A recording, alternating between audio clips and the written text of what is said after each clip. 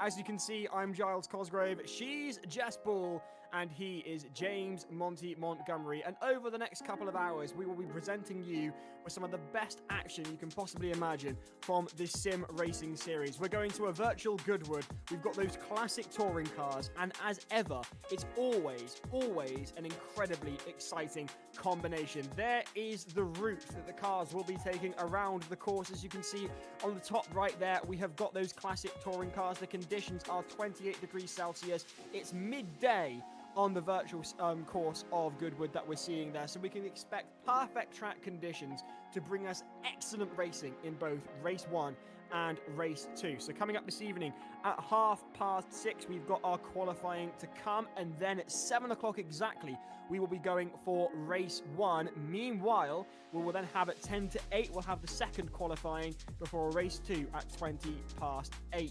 So far, we've had 2 rounds already of the Formula Student Sim Racing Series 2025-2026. We had the first one at the Sanken Ring. I pronounced that appallingly. I can only apologise, unfortunately. English is all I can speak. Sashen Ring. Thank you, Monty.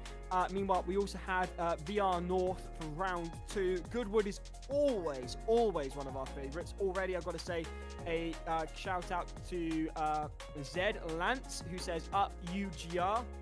Meanwhile, Corkscrew Faced Capital is inquiring about the ability to bet on these rounds. We don't encourage that here in the commentary box, but do what you like as long as it's legal. Meanwhile, then, Goodwood is set to be one of the most exciting rounds of the season so far. Exiting round 2, these are the standings that we've got at the moment. As you can see on your screens, topping the table at the moment is the University of Greater Manchester, formerly known as Bolton, with 123 points. Following them in second place is University of Southampton with 96, and finally, of course, it is the University of Vigo rounding out the podium positions in third with 84 points. Right behind them is Coventry University. They've also got 84 points. They're in fourth. All to play for then, going into this third round. Excellent racing coming up. So make sure you stay tuned over the next couple of hours. Jess, how excited are you for this? We've always had great racing here for the sim racing at Goodwood. I'm assuming you're pretty on the edge of your seat already. I think after I was watching the 2023 version of the race, which was round number 5 of the championship, and I was already on the edge of my seat then with the amount of action that they've had around there. So I think it's going to provide similar action tonight. Of course, we've got brand new teams, we've got new drivers that haven't raced at the circuit before. We got certain drivers who I expect to do well here. We could see some few surprises as well. It was first released this circuit 1960, so it's been here a good while, and you've been there quite a few times, Giles. So I think all of us, have a love for this circuit. Goodwood is one of my favourite circuits to commentate on. It's just absolutely fantastic. Balls to the wall, wheel to wheel action. Meanwhile, comments already coming in. 3SS, 3NT, 14L. Could you find an easier surname, please? They say supporting UCLM racing team from Kukadidad. I really am bad at pronouncing anything that's not English, but there's somewhere out there they're watching. Meanwhile, London 0408. Thank you. I can pronounce that one, oddly enough.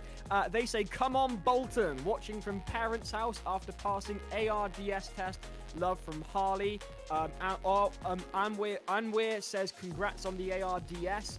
We say congratulations on the ARDS here in the commentary box as well. Very big well done for that one. So the racing is still to come. Make sure you get your comments coming in. Please let us know where you're watching from and who you're supporting.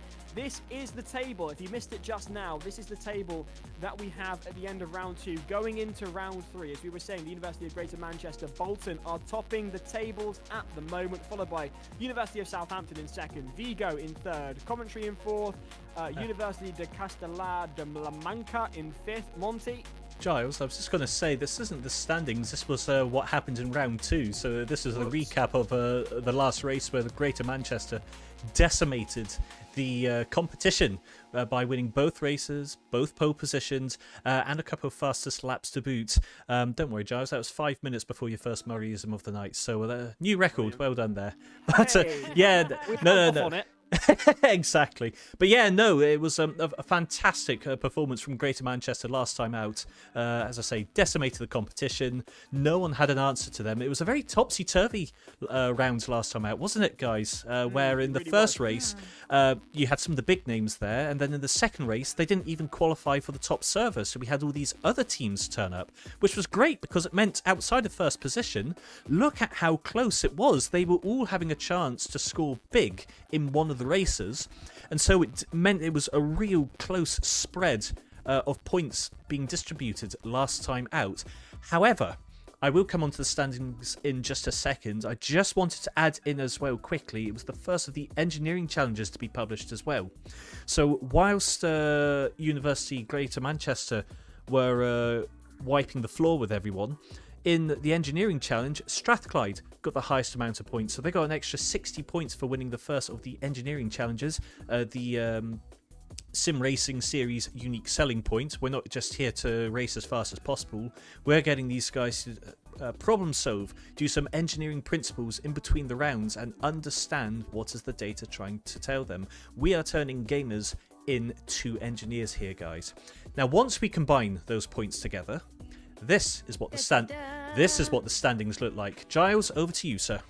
Here we are then. In at first is the University of Vigo with 210 points. Queen Mary University London, last year's champions, with 206, are at 7. University of Southampton are at 196 points. They're in 3rd. University of Leicester with 195 are in 4th. University of Greater Manchester, I have been told we're still allowed to call them Bolton, because University of Greater Manchester is a lot to say in the short space of time you're commentating on. But regardless of what you call them, they're in 5th with 189. University of Surrey, really nice to see them quite up there in the top 10. They're with 182 in 6th. University of York's 18 with 181 in 7th. Quite surprising there. We've seen Dylan Warren from York A dominate over the past couple of races, and yet they're still only in 7th, so that's quite interesting. Glasgow's 18, they're in 8th with 169. University Castellar de la Manca, they're with 162 in 9th, and rounding out the top 10 on your screens there, it's the University of Hertfordshire's A team with 161 points. So we go racing then in West Sussex this time from a virtual Goodwood motor circuit, an absolute favourite here at the Formula Student Sim Racing Series. I'm reliably informed that Monty, apparently my microphone is a little bit quiet. If you might be able to turn that up. Adam's just commented there that my microphone could do with a little bit of a boost. If you would be able to, that would be great.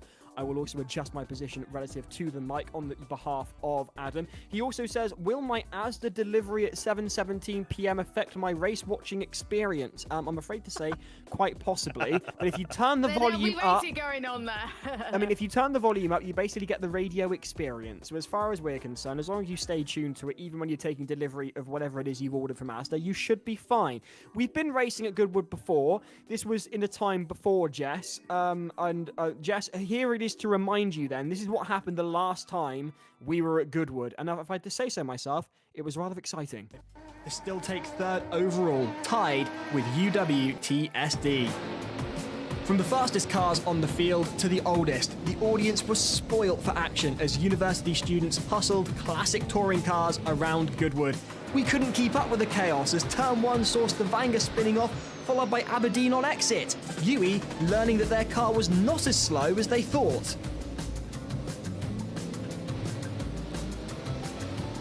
Later in the lap, Southampton used Newton's third law to find a way past Cardiff, the Welsh team doing well to control that slide as they left a trail of destruction in their wake. They were eager to make up for lost time, however, this aggressive pass on Glasgow would come back to haunt them post-race. Well, that's the first lap calamities over. Oops, no, I take that back. UE spinning off again. However, we cannot stress enough how unforgiving these cars are. Southampton falling off by themselves, gifting the lead back to Cardiff with Glasgow in hot pursuit. Indeed, this made for some very close racing, but going side by side in these wallowing 300 horsepower beasts was very sketchy, as Lassonde found out when battling Wolverhampton and Strathclyde.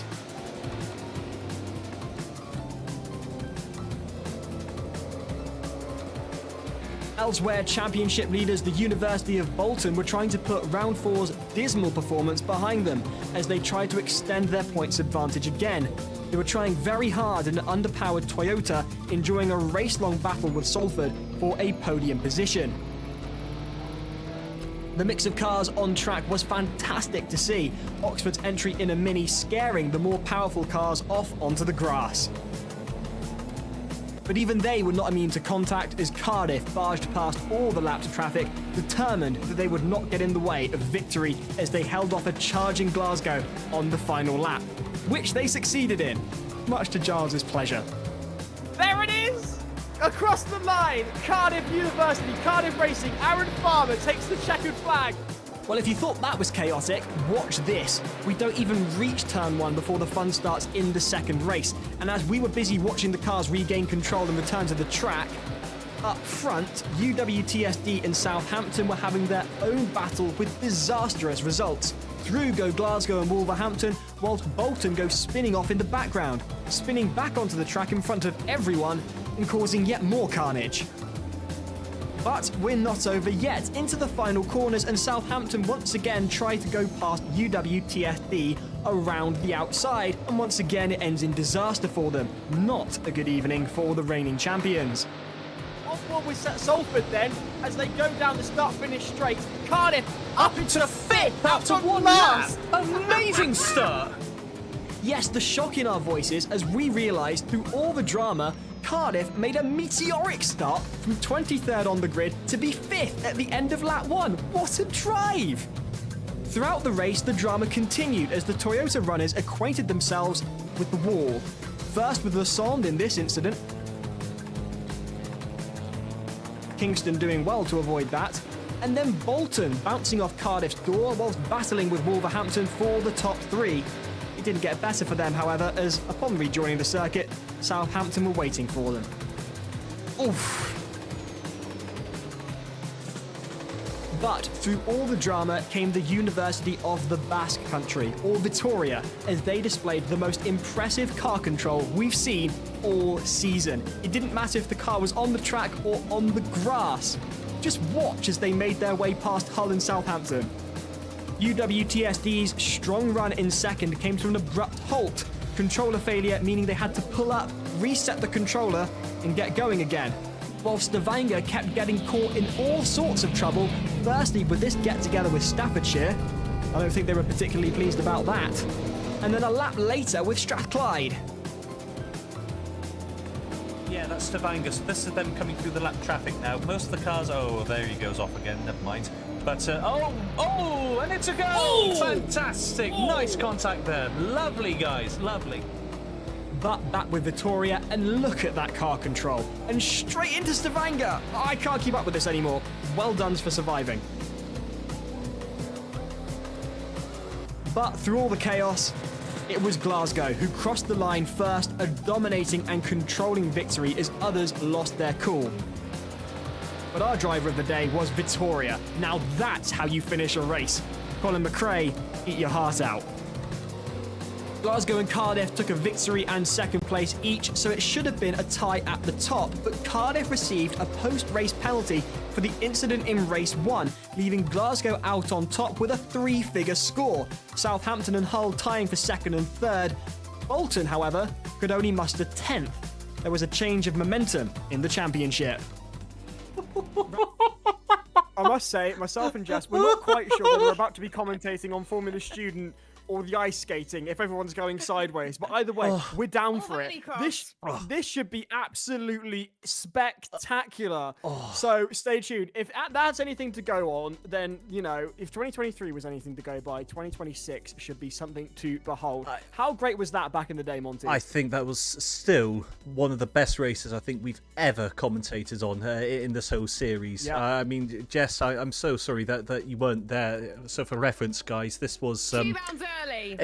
Exactly, yes. So for reference, guys, this was back in 2023. This was the BJ era, and so... Excuse me, sorry. I'm sorry, what? The BJ era. But before Jess, you know, like BC, before Christ, BJ, before... Oddly enough, you may want to Google that, Monty. because oddly enough, when you Google BJ before Jess is not the first search term that gets presented. It's a very weird term if you search that. As Monty now goes and search for it and then gets absolutely horrified. Yeah, wait for it. Hang on. Right, we want to hear his reaction. Oh. Go on. Yeah. Oh. Yeah. Wow. So So that's a strange way of eating a sausage.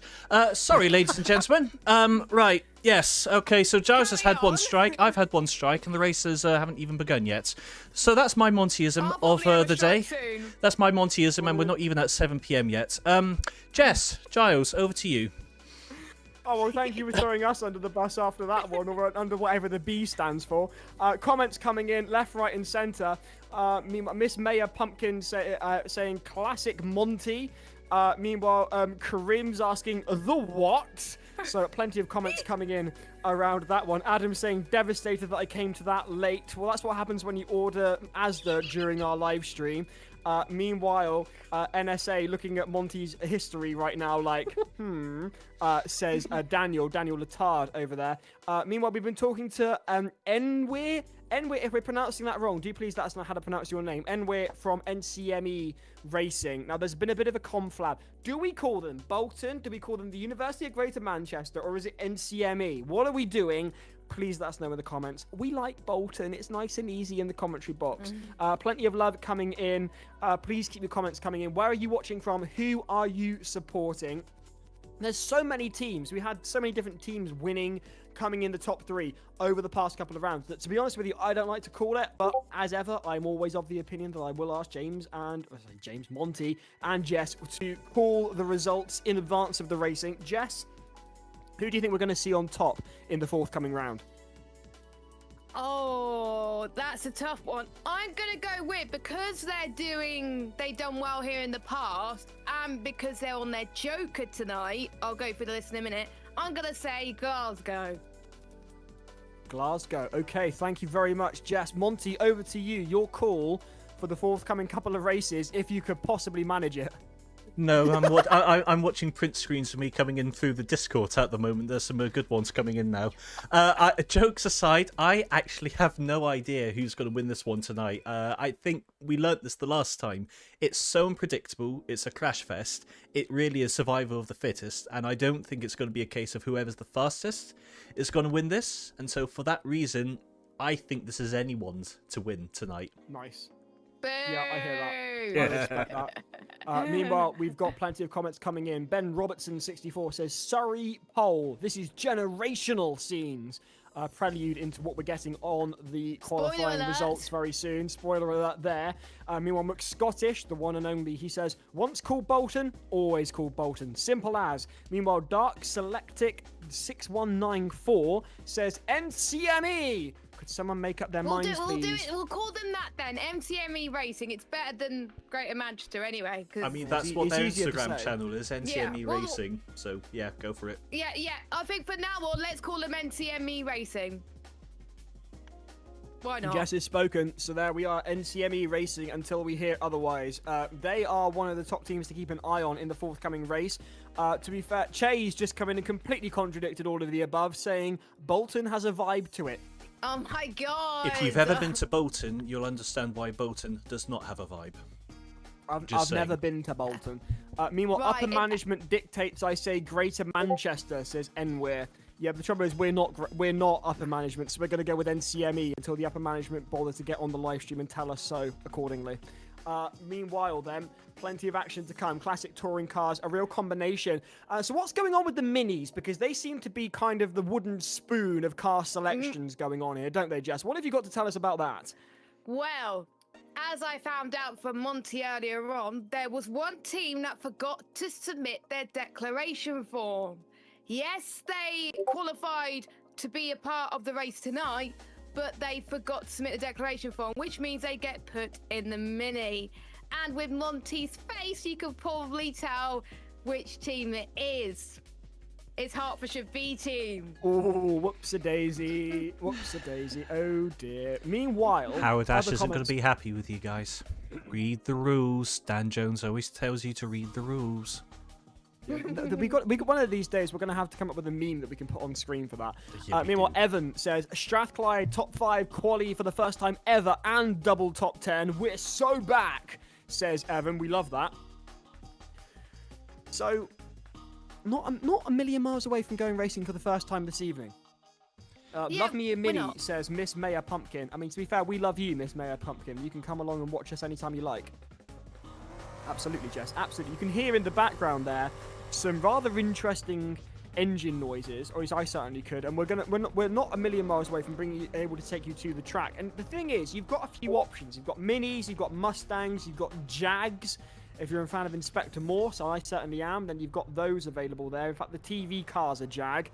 Whether anybody else has selected a Jag, I don't know. But I would be down for a Jag out here in the field. I'm not going to lie. Monty, what have you got on that one? So, Giles, this is not just any Jag. Is it a Jag Mark II?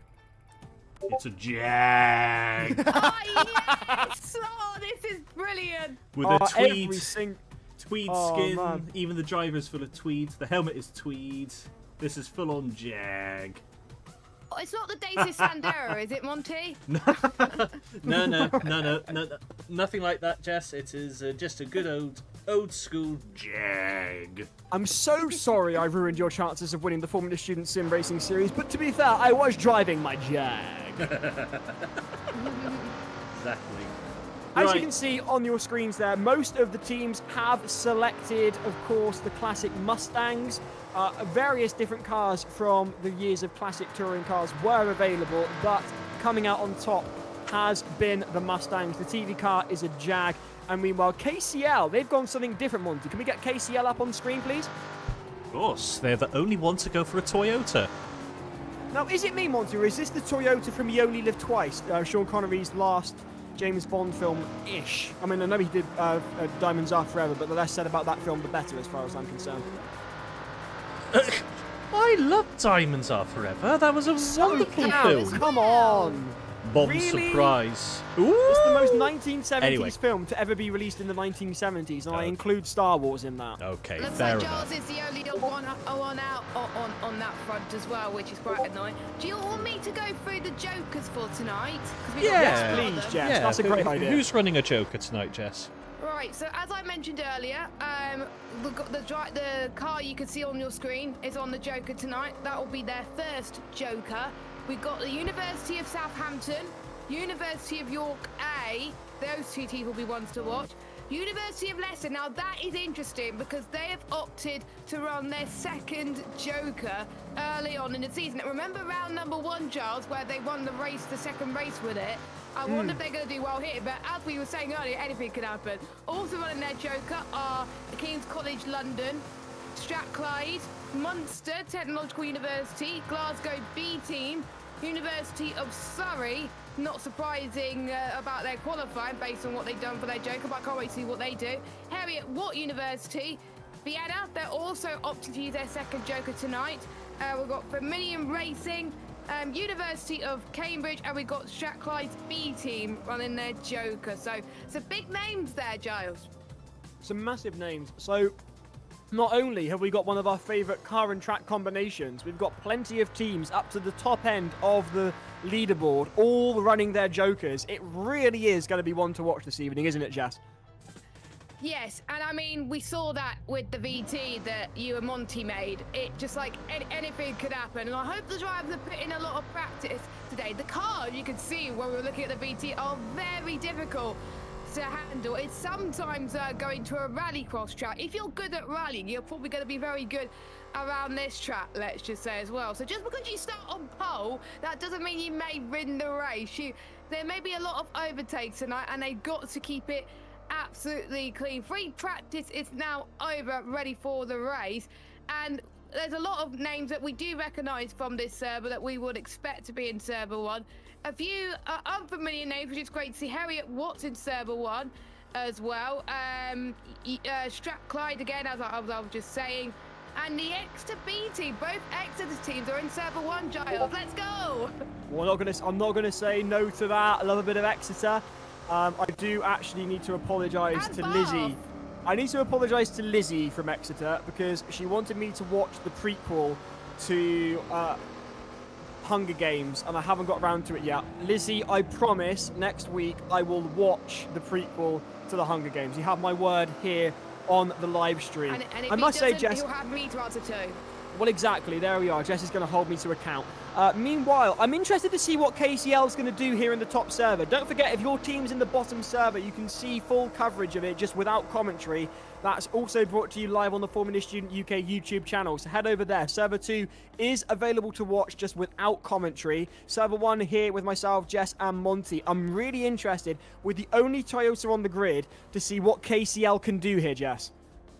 I wonder where they qualified as well during the qualifying session. I'll be interested to see if they get in the top 10, and then that will be very impressive. Of course, the pre-practice times you're seeing at the moment, it's take that with a pinch of salt. That's not what we saw in qualifying, so we'll see where they are. And don't forget, there might be some one-driver entries as well, so those teams will be put to the back of the grid. I need to actually look on Discord to see who the one-driver entries are, but there's some teams that have used it more than once this season, so they will get percentage knocked off, so they won't score the full point, as it were, as well. It's looking quite cloudy at the moment, a bit misty, but as we saw in 2023, could bring chaos. Yes. I'm quite looking forward to the idea of a couple of Mustangs coming out through the mist side by side, right next to each other. There's something about that appeals to me. Me too. Me too. And I'm sure you are in the live chat as well. Get your prediction on where you want the drivers to finish this season. Of course, we have 2 races and 2 drivers each for each team for most of them. And there's lots of people on their phones. Get off your phones and watch the race. We're entering the uncanny valley. That's what we're all gonna look like when AI takes over. We're all gonna be copy and paste of one another. So here we are then: Queen Mary, Southampton, Leicester, Glasgow, De Montfort, UCLM, Hull, Aberdeen, Exeter, Bolton. They're all in this top server. The question is, where have they qualified? Well, we're about to find out. And here we are on pole then. It is Surrey on pole, and on the same line as them, we have got Southampton in second. Meanwhile, alongside them in third is the University of Leicester. We're 3 abreast on the start-finish straight here. Hertfordshire's A team are in fourth. USMA are in fifth. Meanwhile, NCME, I think, are we calling them that now, Jess? NCME, we're calling them that? USMA is Strathclyde, Giles. Oh, Strathclyde. Okay, so Strathclyde are in 5th. NCME, Bolton, we used to call them. They're in 6th. In 7th, it's University of Glasgow's A team. Talking of A teams, it's York in 8th. I think that's Adam Shan. Meanwhile, in 9th, it's University of Strathclyde's B team. Bath, meanwhile, are there in 10th. In 11th, it's Bizkaya. Meanwhile, in 12th is Exeter's B team. Harriet Watt Racing are in 13th. Exeter's A team have been outqualified by their B team, shockingly. They're in 14th. Aberdeen are in 15th with Chapman behind the wheel there. UCLM are in 16th. King's College London, with the only Toyota on the grid, are in 17th position, as you can see there. Meanwhile, is that Hull? Is that the Hull? Which part of Hull is that? Hull Alumni, then. They're in 18th. De Montfort are in 19th. Queen Mary, Formula Student, lagging down in the back in 20th, quite surprisingly for them. Might be a result of a one-driver entry. Jess will be able to confirm that in shortly. Vigo are back there in 21st. Another surprising result, given that they are also incredibly positive and incredibly successful. So they're down at the back of the grid. Could that be the result of a one-driver entry? Jess is checking. McScottish calls it a cursed grid. Meanwhile, a lot of love for the drone view that we were seeing earlier on this evening. We'll get some more shots from the drone very later on in the night. At one point, we held the entire top 3 on the practice grid, says Ben Robertson. I mean, that's one thing, but having said that, it's not the practice grid anymore. No name fits motorsport quite like Chapman, says McScottish, and Chan has so much aura, says M. Palmer. Plenty then on the edge of their seats. 1 minute to go before lights out. Here from a virtual Goodwood for round 3 of the Formula Student Sim Racing Series. Classic touring cars, a favourite here at Formula Student to go racing for 2 rounds this evening. 2 races, I should say, for this round 3. Giles, Jess and Monty in the commentary box. Through the slow settling mist, these cars are going to go hurtling and more than likely sideways as they go. 17 downwards are one driver entries. From King's College London to the back of the grid, they're all one driver entries. Keep an eye on those because a lot of them are very successful teams. So even if they've qualified at the back of the grid as a result of their one driver entry, be sure they will be making a charge. Monty, your last word before lights out. I was just going to say I'm impressed to see so many Glaswegian teams are qualified in the top 10. Having said that, given that they invented the Hillman Imp and built it up there, perhaps I shouldn't be too surprised that they know how to drive aging, wallowing, powerful cars which can't handle. The less said about aging and wallowing, the better, because I'm feeling like that myself these days at 26. Meanwhile, Sejan says, Chan the GOAT. Alex says, go on, Lewis. And Arwin says, this is tense. Indeed it is. As Jess was saying, this could go any which way to London and back. It's open season for round 3, race 1 of the Formula Student Sim Racing Series. We've seen cars going left, right and sideways around Goodwood, and we're about to see it again. Moments away then from going racing, Giles Cosgrove, Jess Ball and James Monty Montgomery in the commentary box as the lights come up for the first action of the evening. 6 lights between us and the foot to the floor. Here they come then. 6 lights are up. Up come the revs. And away they go round Goodwood. They're 3 abreast with Surrey, Impulse, Southampton and Leicester alongside them. And that looks to me like Southampton have got the best start off the line into turn 1 with Leicester alongside them. Surrey have been caught lacking and they are well down as Hertfordshire's 18 come up on them. Surrey are down into 4th, having qualified in pole. As we were saying, the qualification may mean nothing for the teams in on-track action. It really is open season as Leicester and Southampton go wheel to wheel. Surrey back up on Hertfordshire's A team as they enter the grass and they're pushed back down by several teams who come past them on the tarmac. Meanwhile, it's a front full of the back end of Southampton for Leicester. Southampton leading, Leicester only 0.31 seconds away. Exeter onto the grass. Not great results for the team that qualified higher than their A team. Exeter's B team pushed back then into 13th position. And we're only into the first few corners of the lap. Here, meanwhile, is Strathclyde's A team, a team we were hoping to do rather well, but unfortunately not a great result from them off the line. A great result, though, from Southampton. They've opened that gap up already to 1 second away from Surrey. Surrey going through on Leicester. Leicester were in second. They've been overtaken by Surrey, who qualified in pole, and that is 0.5 seconds already between Surrey and Leicester. Glasgow's 18 coming up behind them. So we're in for a real race of it now, Jess. Definitely, as Leicester's got past Surrey again, and Glasgow's up into 3rd. Surrey's dropping all the way down. It might be the timings. No, it's not the timings. Surrey's not having the best of things, but MCME Racing up into 4th. The Glasgow versus MCME rivalry is definitely going strong yet again. It's really great to see that rivalry is coming back at the Sim Racing Series. But Southampton, the last few seasons, they've always been the bridesmaid, but never the bride. Could this be the season that they could take their 2nd ever championship in the Formula Student Sim Racing Series? They're increasing the gap by quite a lot, 1.8 seconds. Everyone else is battling around them. Meanwhile, the only Toyota of King's College London is not having the best of times, but they just passed Strathclyde again up into 18. You can tell why the Mustangs, the Fords are the best car to be on in the Goodwood circuit at the moment. 2 seconds increase the gap yet again, but and Bolton's got past Glasgow, Mr. Cosgrove. They have indeed. Southampton going away with it with a 2.1 second lead on Leicester. Behind them, Bolton going through on Glasgow. I'm sorry, I know I'm supposed to call them NCME, but old habits die hard. Surrey then going through on Glasgow as well. Glasgow getting swamped as they are in the melee there. They're battling out with Yorkay and they've been tapped. They have been tapped by Yorkay and that's Glasgow well off. Glasgow having none of it and sending off Yorkay with them. As a result, that's both teams well down to the bottom of the top 10. Queen Mary thinking, you know what, I might have a go here. Queen Mary reeling in then Glasgow. Yorkay have gone well behind them. They're back down into 10th. Fastest laps for several of the teams up ahead. Not quite sure about the mic balance according to Miss Maya Pumpkin. She's commenting on the like balance there. So your top 10 as we have it, with a 2.5 second lead, is Southampton, Leicester in second, Bolton in third, Surrey in fourth, UCMB, that is Strathclyde's B team, in fifth, University of Hertfordshire's A team in sixth, Harriet Watt in seventh, Glasgow's A team in eighth, ninth is Queen Mary, and 10th is York A. Meanwhile, University of Hertfordshire's A team have gone through on Strathclyde's B team.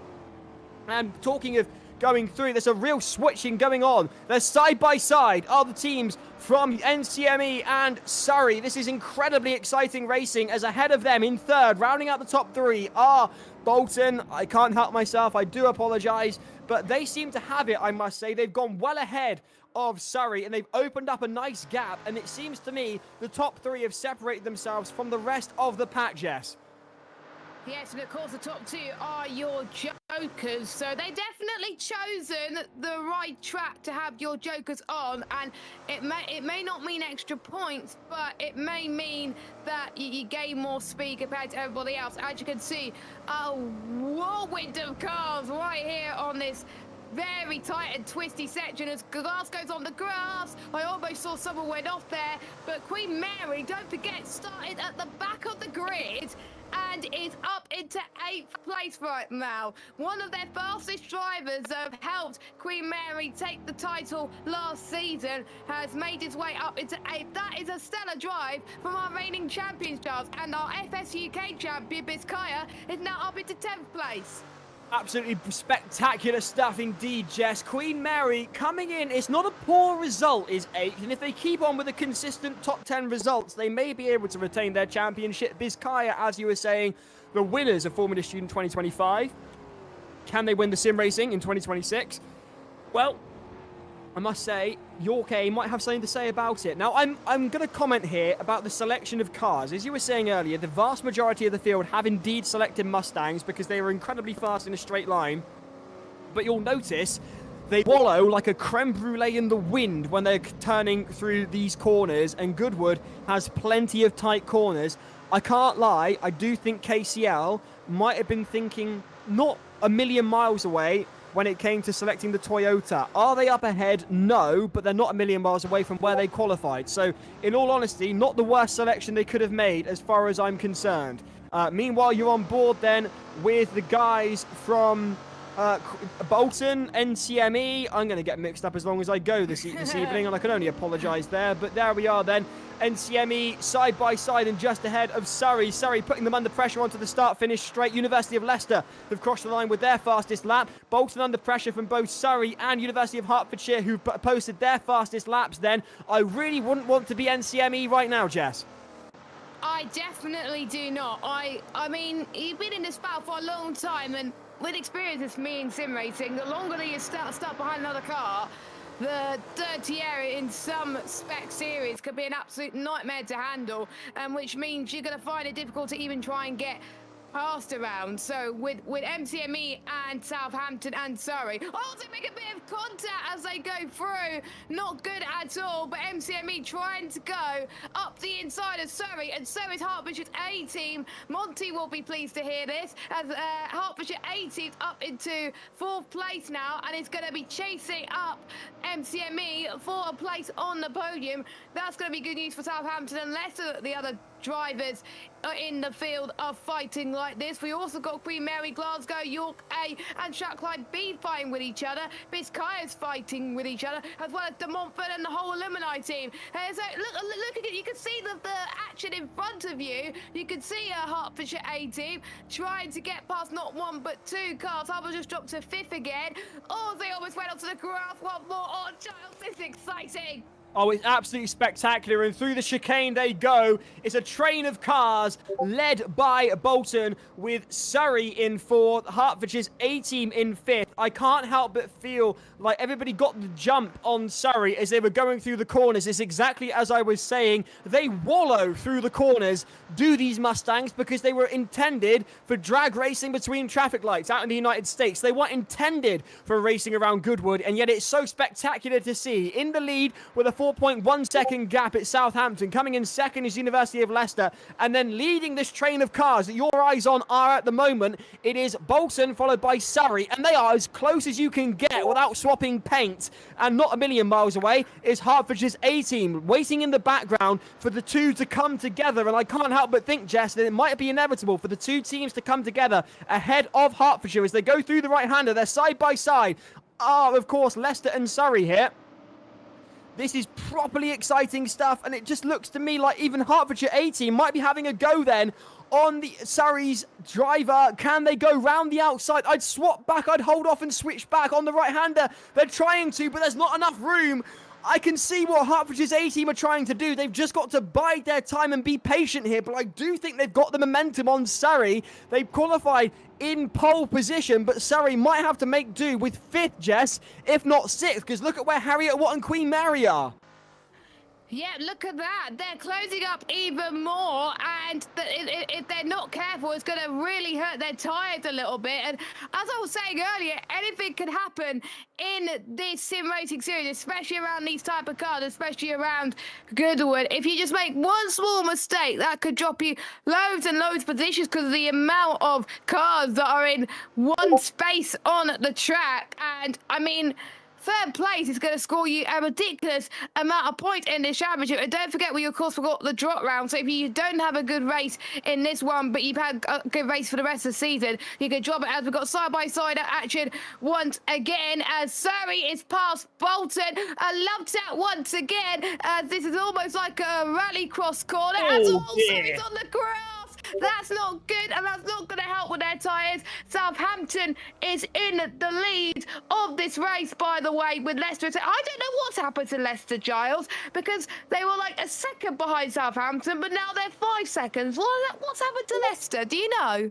I've got a funny feeling, Jess, that Southampton may have got into the groove and may have just opened it up with the best will in the world. I think Leicester are trying to catch up with a team that have just found Zen. They're in their Zen era. Through the chicane they go. Leading then are Southampton, with Leicester trying to catch up, but not really having much luck in the broad scheme of things. Talking of not having much luck, Surrey relegated all the way down into 9th, having qualified in pole position. They will be gutted with that. Harriet Watt, meanwhile, biding their time. Ahead of them, Hertfordshire's A-team and Queen Mary forming the student, both incredibly fast, but Harriet Watt keeping pace.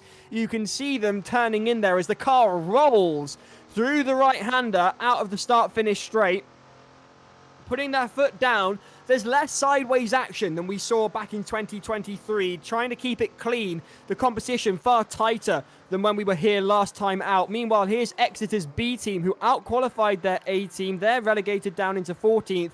Coming in behind Hull's alumni team with a gap of, as according to my maths, 0.7 seconds between the two.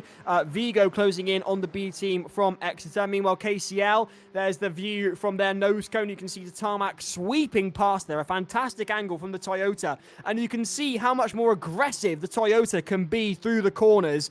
And I can't lie, I understand KCL's logic in selecting the Toyota, but unfortunately, without that raw power through the straights, they just can't keep up, broadly speaking, and that's why they qualified further down in the grid. But you'll notice they were down in 19th earlier. They've worked their way up into 17th. The faster cornering speeds paying off somewhat for KCL here.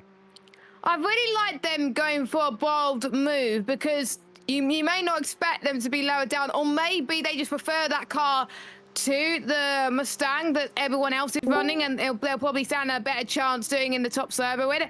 But speaking of top server, we've got Bath, who's already a lap down, and Bath's race has gone from bad to worse. Yes, they've been in the top server for the first time. That's Bolton off. Yeah, MCME is off, and I will not be surprised if they go into the pits. Yes, they're going to have to at this point. Have they got damage? I have no idea, but they're going to come into the pits anyway. And, they just missed their pit box. This keeps being a problem. This keeps being a significant issue for several teams in the series here in the top server overshooting and misaligning their pit box, and it really does affect their times. It's not what they will have needed, especially for a team that were doing so well towards the top end of the results. Meanwhile, another team that are used to being towards the top end and are having to make do with 8th are the York team. York A closing in on Surrey. Surrey, I do wonder whether they are able to focus or whether they're commiserating over the fact they were in a far better position when lights went out. Meanwhile, back down in server 2, I believe we have James for us. James, what have you got?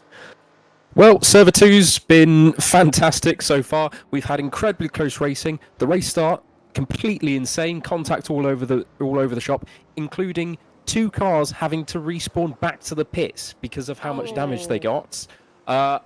Hull Alumni and Vermilion duking it out at the start, at the front as well, within half a second each other of all times. That's an amazing battle going on. But personally, I want to give a shout out to the University of Liverpool, who for this race have been put in the mini and are currently fighting in the top 10. Let's go. Gotta love a mini. You're only supposed to blow the bloody doors off. Fantastic stuff there from Liverpool and fantastic stuff from server 2. James, thank you ever so much. We'll catch up with you later on this evening. Have a good one. Yeah. Meanwhile, back here in server 1, and it's Exeter's B team under pressure then. They got a rear end full of their competitors. Can they keep ahead is the question. Vigo will have something to say about it. An incredibly aggressive team with a lot of success in the sim racing series. So they go side by side. In fact, surely this belongs to Vigo, this corner. They really do push Exeter out of the way, wallowing left, right and centre like Mr. Blobby, and that's Vigo onto the grass and sweeping on through like a bat out of hell goes Aberdeen. You guys want to play city buggers? I'm going to have this. Thank you and good night, say Aberdeen. And through they go into 13th. An absolutely spellbinding bit of driving from Aberdeen as they now have to contend with Exeter's B team, who are on the charge back. Meanwhile, the media is saying that give us time at the University of Leicester, Giles. We shall cook.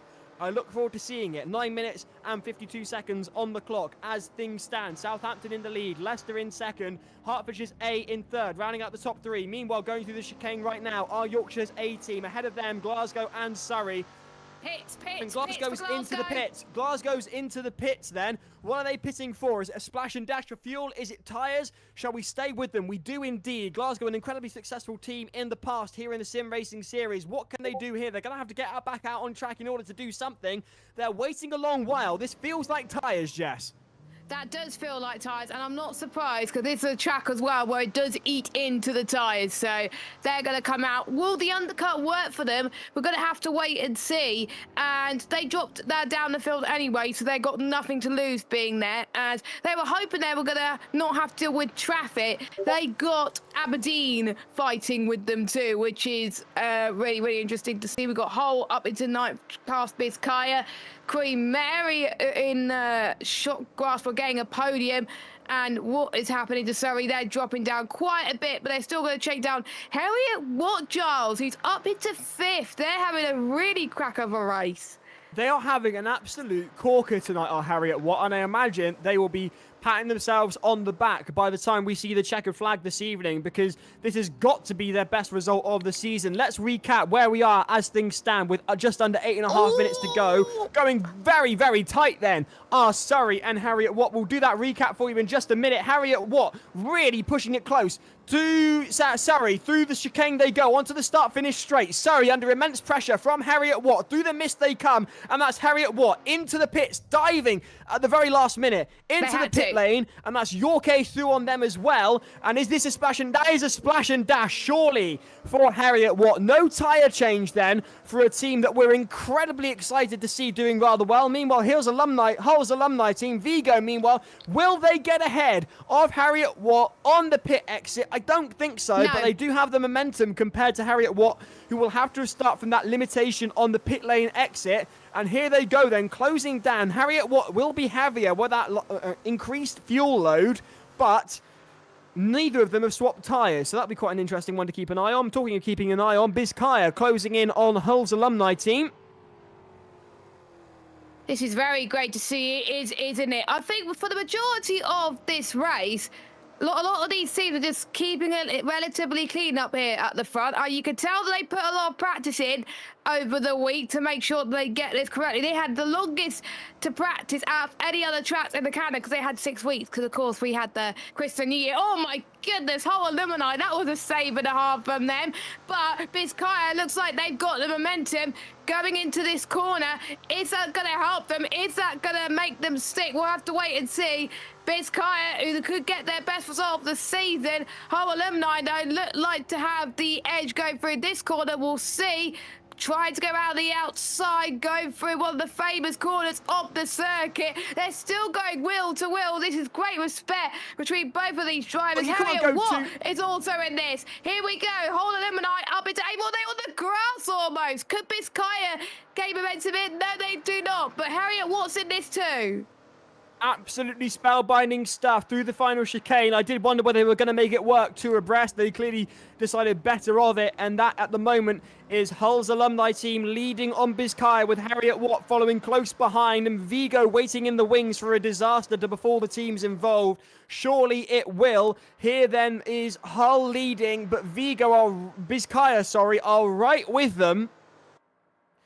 Come on, UOL, says the official University of Leicester chat. They've only got 5 minutes, 50 seconds to make a move if they're going to. 9 seconds between Leicester and Southampton. Southampton in the lead. Meanwhile, with the battle for 8th is incredibly hot. So hot, in fact, you could fry an egg on it. As through go Hull's alumni team with Vizcaya all over their chuff. But Vizcaya can't get lazy at the moment because coming up right behind them is Harriet Watt. In fact, I would say, Jess, Harriet Watt are closer to Vizcaya than Vizcaya are closer to the alumni team from Hull. If I was Vizcaya, I'd be worrying about defence, and onto the grass they go.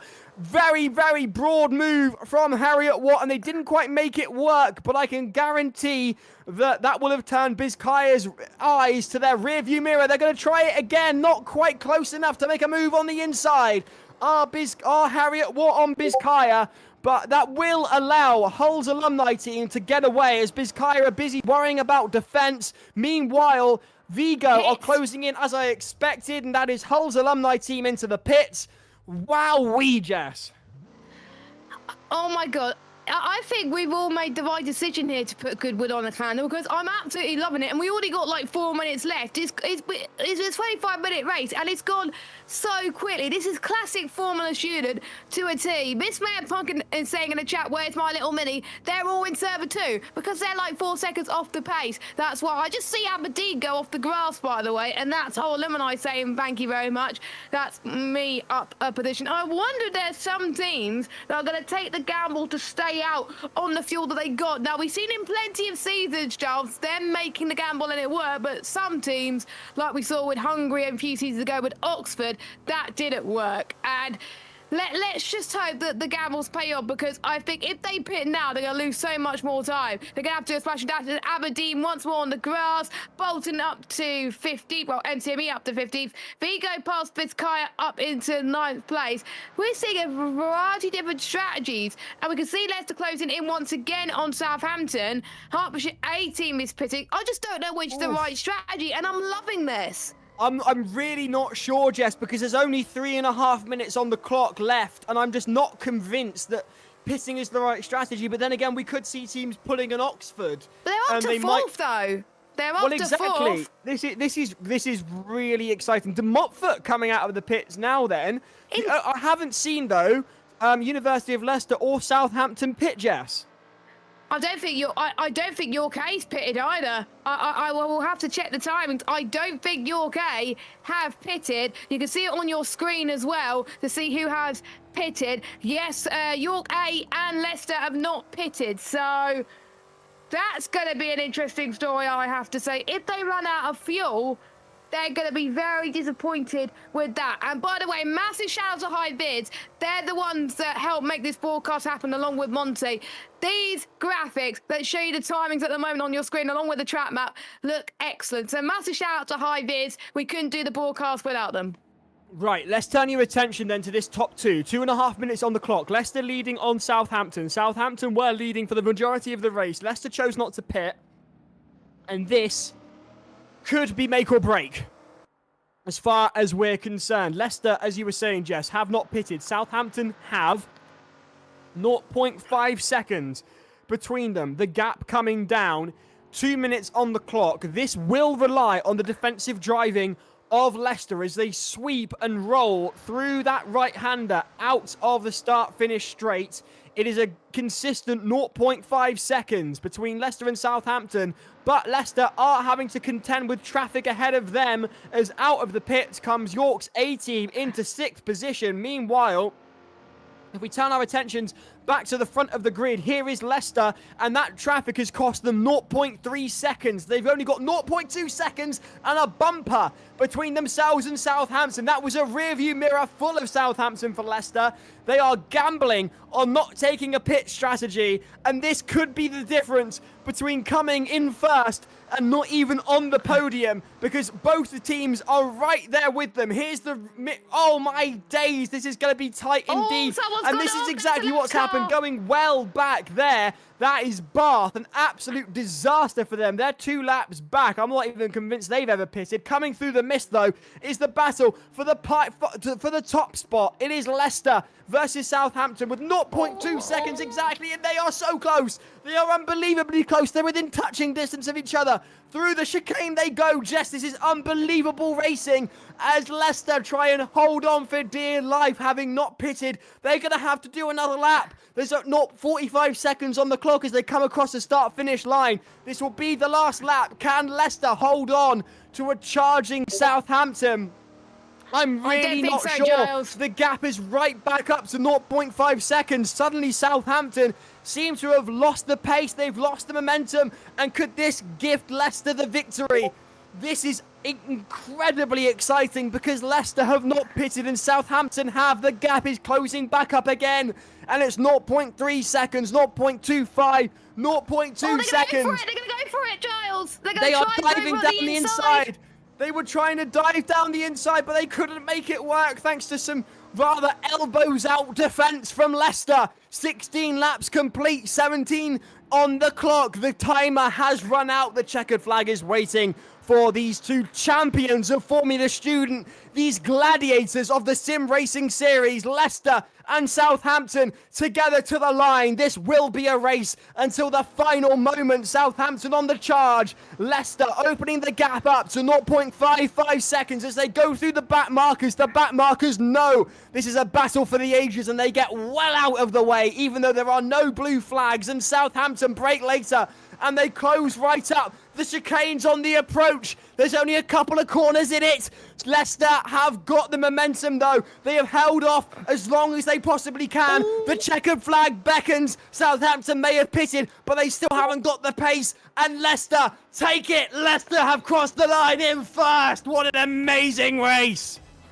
Amelia saying in the chat, Giles, they say, Giles, I told you to let us cook, and they cooked well. They made mistakes at the start of the race, but they did not give up. Leicester are your winners for race 1 of the night, just like they did in race 2 in round 1.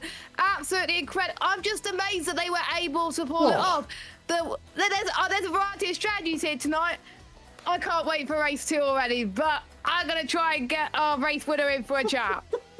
That was one of the best results we've had, because here we have a team that was down on grit. Their tyres were dead. Southampton had all the pace, and yet they were evenly matched, and it was just absolutely spectacular.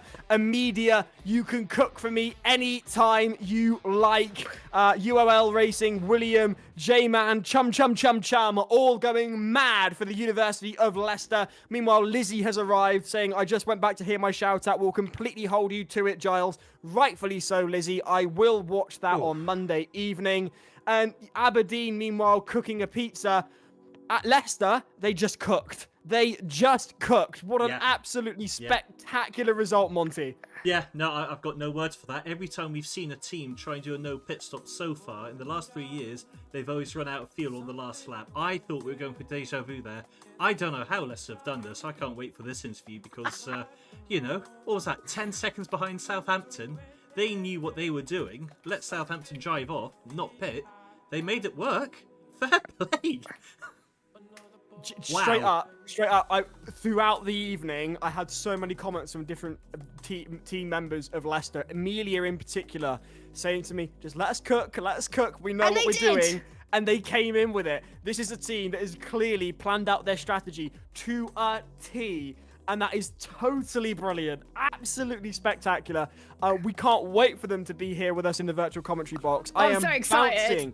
bouncing. Yeah, exactly. And if that is how great race 1 was, then don't go anywhere, because we've got another race coming up. So do stay with us here on the Formula Student Sim Racing. We've got the Formula Student news to come as well. It's all happening. I mean, hey, what else is going on a Saturday night in January that's this exciting? Nothing. You gotta be watching the Formula Student Sim Racing series. If you're not watching the Formula Student Racing series, where are you? And if you're not watching this live, you probably regretted it. We're doing this at the end of every month, and it's probably the best part of an evening. So, and Leicester, again, the second win, and they chosen their Joker. I mean, they've already used their Joker already in round 1, and it worked well. And they've done it here as well. And it was exactly the same driver. So, but that was strategy right there. It's not just about racing. It's about strategy. Yep, can't wait to see what he's got to say on this one. Give us a couple of minutes, guys. We just need to go and get him onto our channel. Now, one of the guys that you saw moving out of the way and then spinning off into the wall, University of Bath, big whoops, they did actually submit a video for us to play called Meet the Team. So see if you can spot which one it was that crashed to the wall tonight. We'll be back in a couple of minutes with your race winner. Don't go anywhere. Roll BT! We are TBRE. We are the University of Bath's Formula Student team. We design, build and manufacture a Formula-style race car every year. A open-seat race car designed and built by students, raced by students. It's the mix of Formula 3 car and a go-kart. We compete across a number of events in the competition of Formula Student. It's the world's leading international engineering competition. A smaller version of Formula 1. We compete all around the globe. Last year, we managed to be the fastest UK team in autocross, the highest scoring UK EV team FSG has seen. Seeing all of our hard work in action is incredible and one of the most rewarding experiences I've had at university. This team has been such an integral part of my university experience. I've been supported with technical challenges and doing exciting engineering. It's an enjoyable thing to actually put the skills I've learned in my degree into practice. Having a very diverse group of people contribute to the same goal, the same passion, it's really, really a special thing. We compete in Formula Student Air, and that's essentially integrating autonomous control into the main car. There's racing the car, and there's also explaining to a judge what you've done, why you've done it. The business stand presentation gave me an opportunity this year to present it in front of judges. Going to competition, but also building our electric race car is such an expensive process. The competition fee itself, travel costs, expenses while we're there. There's a lot of sort of parts required to make it autonomous as well. These are quite expensive. By supporting us, you'd help us get to competition, and it's almost as if you've been on the journey with us. Make sure that building a high-performance product. With one goal, which is to win Formula Student competition, participating in all kinds of events. The aim this year is to get to Germany to race against the top teams. We really appreciate your support and would love for you to be part of this family. Every donation you make really does make a difference. It's a great opportunity to get involved. Don't just watch us from the grandstands, be part of the pit crew. Join us on our journey today. Your support makes it possible.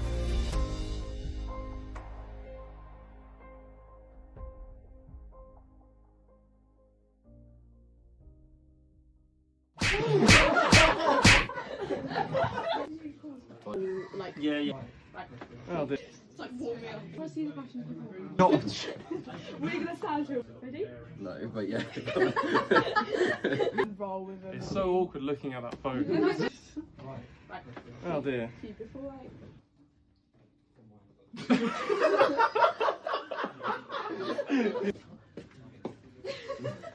It's all gone wrong. Do you want more tape? I'm a final year. And what was the other question? I like cars. Okay. 3 words to describe the team.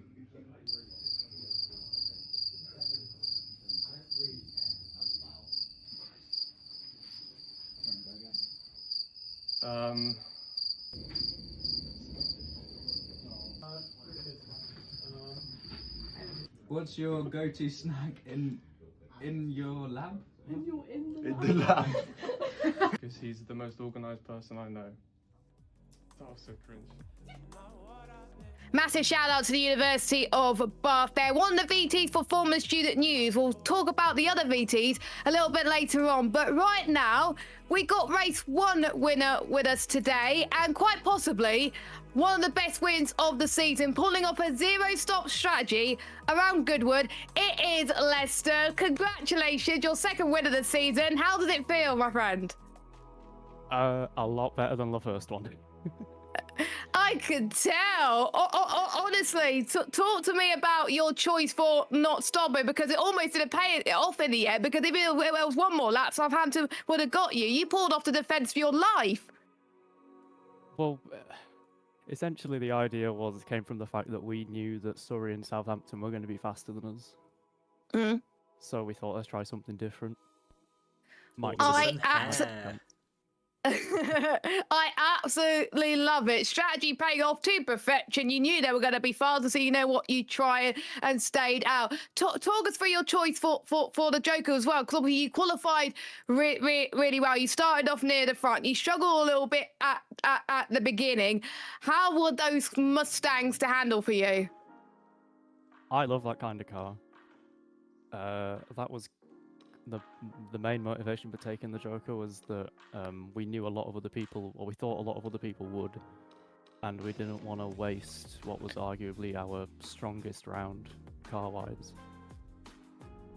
So almost like they forced our hand, but not really, because it worked out quite well. Yeah, of course, you took your Joker in round number 1, and you won there too. Is this going to give your other drivers some confidence that maybe they could do something similar as well? Because it was just sensational towards. We were worried that you were going to run out of fuel. Were you worried you were going to run out of fuel at the end? I ran out of fuel about 2 meters after the finish line. Oh, that was, I can tell you, shout out to the whole of your team for working out the fuel calculations. Yeah, if there was one more lap, you would have made it to the end. Oh, thank goodness. No, were you worried you weren't going to make it to the end? Sorry? Were you worried you weren't going to make it to the end? What do you have to do to save your fuel? It's not that bad, you know, just sort of lift in a couple of the braking zones, short shifts here and there. You could just about make it work. But yeah, we knew what the target was, and so we had, you know, a couple of other people with me watching what my fuel numbers were, so we knew whether I was over or under target, and judged it perfectly. Giles, I know you're keen to ask some questions because you thought his race was fantastic. So Giles, over to you. I was absolutely staggered by the coolness with which you're answering these questions, talking about short shifting and coasting, when you were under immense pressure from a team that we know have been incredibly successful over the years in the sim racing. You're talking as if you were out for a Sunday drive, but you had Southampton all over the back end of your car, and yet you were talking about lifting and coasting and short shifting. How on earth did that work out? For the first 14 laps, it kind of was a Sunday drive because you're not anywhere near the limit. It was when Southampton pitted, they came out closer to us than we thought they were going to do. So then it was like, okay, 3 laps in now, but Goodwood's quite hard to overtake on. So it was, I knew at that point that I could hold them behind as long as I didn't muck up myself. So it was a case of consistent and clean driving around Goodwood and basically elbows out, ensuring that you didn't make a mistake to invite them to overtake. Yeah. Yeah, I Nice. think I did a lot of work on lap Brilliant. 1. I got lucky at the start that Surrey seemed to have a bad launch off the line, so I was able to just tuck in, and then I knew what my pace was going to be, so I just stuck to it. Excellent stuff. I must say, I'm really, really impressed by not only your team's strategy, because that in and of itself is a masterclass in exactly what we're here for the Formula Student Sim Racing Series, because what you've demonstrated there is some proper engineering aptitude to think, okay, these are going to go all guns blazing, these are going to go into the pits, we're going to undercut them, we're going to save fuel, and we're going to beat them accordingly. But you're driving under pressure, combining the two together. That's exactly what the Sim Racing Series is about. I'm genuinely massively impressed. It's a really well-deserved victory. Massive congratulations. Thank you.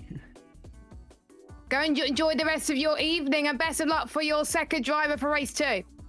Yeah, I mean, we'll see. We've got high hopes, so should be okay.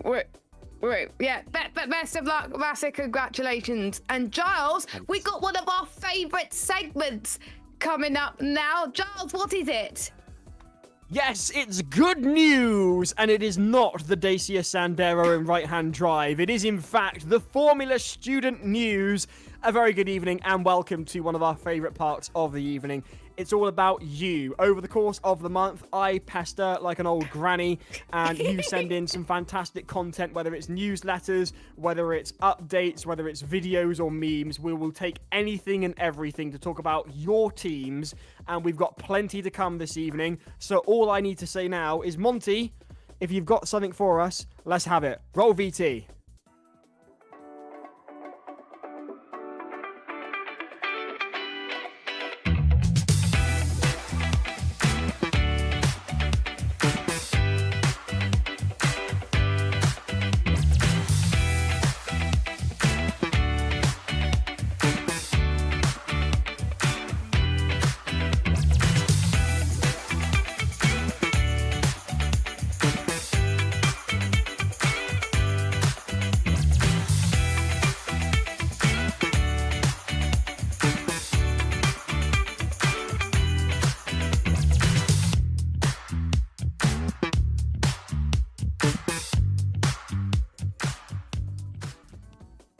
I hope you managed to catch that QR code. If not, just rewind the stream for more information about the Formula Student Online podcast. There's plenty of video content available there. Monty catching up with our winners at Formula Student 2025 Bizkaya. What happened when I went for a day out over at the Prescott Hill Climb. Meanwhile, us catching up with various Formula Student teams and a lot of Formula One teams as well. Places where you can go and seek employment following Formula Student. That's all there on Formula Student Online. And if you want us to come to your Formula Student team, then do please get in touch. All you need to do is rewind back to that QR code and let us know. I'm sure I can play the video again before the stream's done, Giles. I should imagine you'd be able to be fair. I think that's fair. So, should we hit for some more teams? Yes, exactly. So we've had quite a few submissions in from teams this round, guys. I have to say teams. So a huge thank you for your camaraderie. Thank you to the social media guys for being so active on this one. And the first one I've got to play for you guys is actually from our runners-up from Formula Student last year, all the way from Denmark. It is Vermilion Racing. Go. Quick disclaimer, guys, there is swearing in this video. Hope you enjoy it. See you in 5. Hello, sim racing people. Welcome to the Vermilion Racing workshop. And today we have our work Wednesday with the team. So let's see what they're doing. Hi, Philip. What are you working on? Nice, thank you. Let's go to the electrical department. Hi guys, what are you guys working on? Very nice, thank you. Alright, let's see what the other team is doing. Hi business team, what are you guys working on? Ooh, we're working on no stuff. Do not touch. Ooh, cool. Very nice. It's gonna replace that nose. We have in the workshop gotten a little trophy cabinet. Very nice. We have Line. Line, what are you doing? I'm working on the Kahoot for today. So we're gonna quiz in the rules. Quiz the rules. Very nice. Alright, let's check out what the powertrains department is doing. Hey guys, what are you guys doing? I'm working on the test setup for the cooling system. Oh, very cool. How about you, Alicia? What are you guys working on? We are working on the cell testing. Ooh, very cool. And then over here we can see Matthias, who is currently prepping the top box for... They need the box for manufacturing. Bye-bye, guys.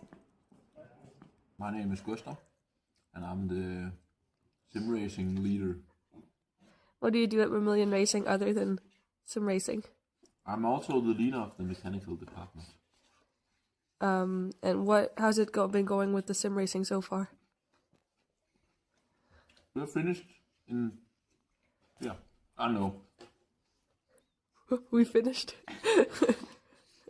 We have managed to finish. I think we could improve over time, definitely. But I think the first couple of races have been quite good for us. What do you do for the sim racing team? I'm selecting drivers and trying to support them.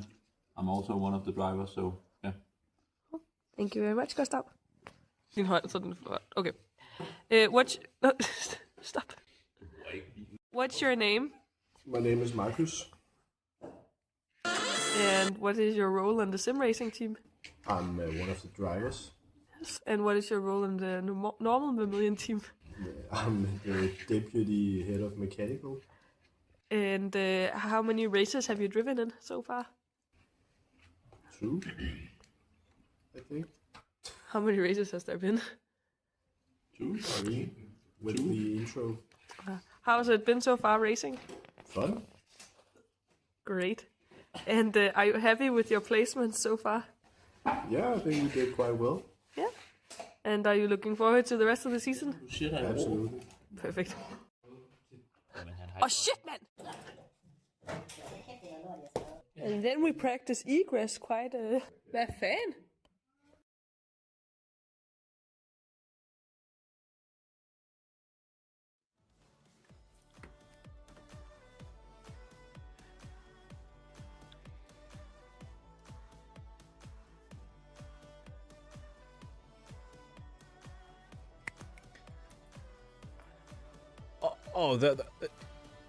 Yeah, no, I was just going to say a huge thank you to Mathilde, their team principal. Yep, fantastic video you put together there, guys. Mathilde, thank you so much for leading that. And honestly, Scandinavian humour is so low-key. I love the part where they was like, oh, what are you making? I'm making a cooling system.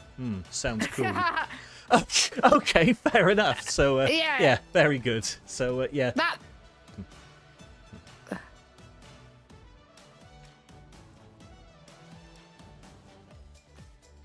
Oh dear. Yes, we will have.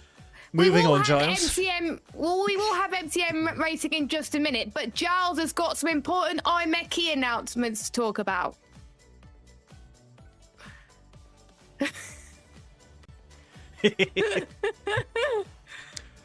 Bear with guys. I'm getting feedback that apparently Giles's mic is still not working. So we're going to revert back onto Discord yet again. So so just for a bit of context, guys, Giles's mic broke. Well, it disconnected on the plan A halfway through the race.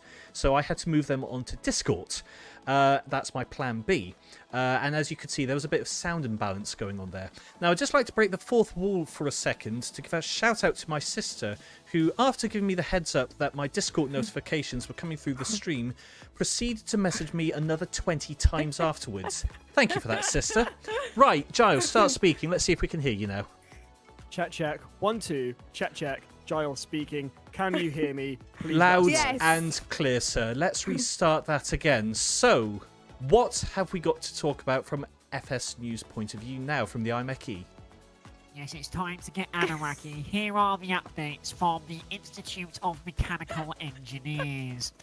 Yes, in fact, the cost tool has been released, so you can log into your account to access it. This includes both Formula Student and Concept Class C-Bombs. The Concept Class Real World Task will be released shortly, we're reliably informed. So all of that is there for you. Over on the iMechie website, all you need to do is log in with your Formula Student team's account. Meanwhile, if you have left Formula Student and you can't forget it, in the words of Simple Minds, don't you forget about me, then you can apply to volunteer at the iMechie Formula Student race at Silverstone. And we encourage you now to get involved. You can see all the details on your screen there. Help out at the biggest and, if we dare say so, the best event that the iMechie put on every year. There are lots of different roles, and you can check those out on the FS website. There it is on your screens there. News for links to all the role descriptions are there, and you need to apply. You need to apply by the end of February. So make sure you get involved. Not long at all. Not long at all indeed. Meanwhile, SES forms. We're getting proper technical now. SES forms have been released for teams. You can download those forms and the documents now. There are also tons of updated tech, F-static and FSAI documents available. Don't say we didn't tell you. Don't say we didn't tell you, because we literally just did. So everything you possibly need is available to download from the Formula Student website. All you need to do is log in now, and it will be there. And if it isn't there, drop an email. Don't complain at Silverstone in a few months' time. Oh, it wasn't there. I couldn't see it. It's January. It's January right now as we're talking. You've got plenty of time to sort it out. Get amongst it. Get involved. It's there on the FS website. And if it's not, drop an email, and it soon will be. I couldn't have said that better myself, actually, Giles. And, of course, if you can see the documents are on there and you don't action it now, well, as Dan Jones would say, guys, you should have read the rules. Read the rules! They take no prisoners, guys. Honestly, make sure you get it in by the deadline. Because this is what we were talking about earlier, actually, because we were talking about this on the Discord, and I think it is worth saying. There's as you were saying, they don't take any prisoners at Silverstone at Formula Student, and rightly so. And nor do they take any prisoners in industry, in motorsport. It just doesn't happen. Oh, I'm sorry, I had a cold and I forgot to fill in this form. Well, I'm sorry, you're not allowed to race. And not to get brutal about it, but it's the same with the sim racing series. We're here to provide you with a simulation for real-world experience without the cost of it. That's what we're all about. And there have been a few teams, because obviously you've only seen 42 teams between the 42 or 43 teams tonight between the top and second servers. However, there's over 70 teams that are actually entered to take part in the sim racing, but not all of them got within the 107% rule. And there was plenty of excuses going on, and frankly, that just wouldn't cut it in industry. And with all due respect, I know this is a lot of fun, and here we are taking the mick out of each other and having a laugh, but at the end of the day, there is also real-world experience to be gained out of this. Look at what Leicester have done. Look at what NCME have done. They've taken this, and they've actually applied it as if it were a real race, and they're getting real-life experience without the cost of being out on track. Take the opportunity that you've got presented to you and actually use it as fully as you possibly can. Speaking of NCME, they're a very good case study to use on this one, actually, Giles, because I went to visit them back in November, the week before round 2, where they went on to just dominate the whole round. And they were showing me how... Yes, I know, right? And they were showing me how they prepare for a race weekend. And I have to say, as far as universities go, there's an element of old schoolness here. There's a lot of coursework, there's a lot of practical work here, but it's very, very relevant to what the students will find once they go into industry afterwards.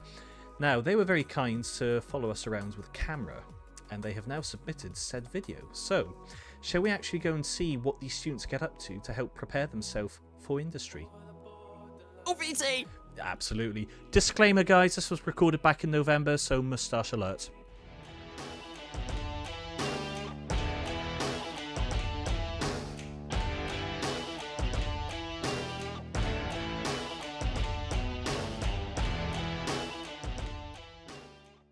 We're here with Monty from the sim racing team. We're going to have a look around our facilities, see some of the stuff we can do and how we make our car. These are cars, so you can see there's various different bits. They're both LMP tubs from McLaren. I believe they're both from United Autosports. That is a mock Mercedes F1 car from God knows how many years ago. So that was pretty much a development to go into manufacture. This Keating supercar here held the land speed record for about 3 weeks. It was in the desert, and pretty much the Volkswagen group got wind that somebody beat their land speed record, so they sent somebody back out to go and beat it with cheerers. This is Beerus. It's scaled as a hypercar to be mass manufactured, but they've not quite had the investors or the money yet to do it. It's good. Yeah. So these are all owned by Paul Tattersall. He's probably in the workshop now, actually, but he owns and runs both of the two Ensign and the Brabham in there.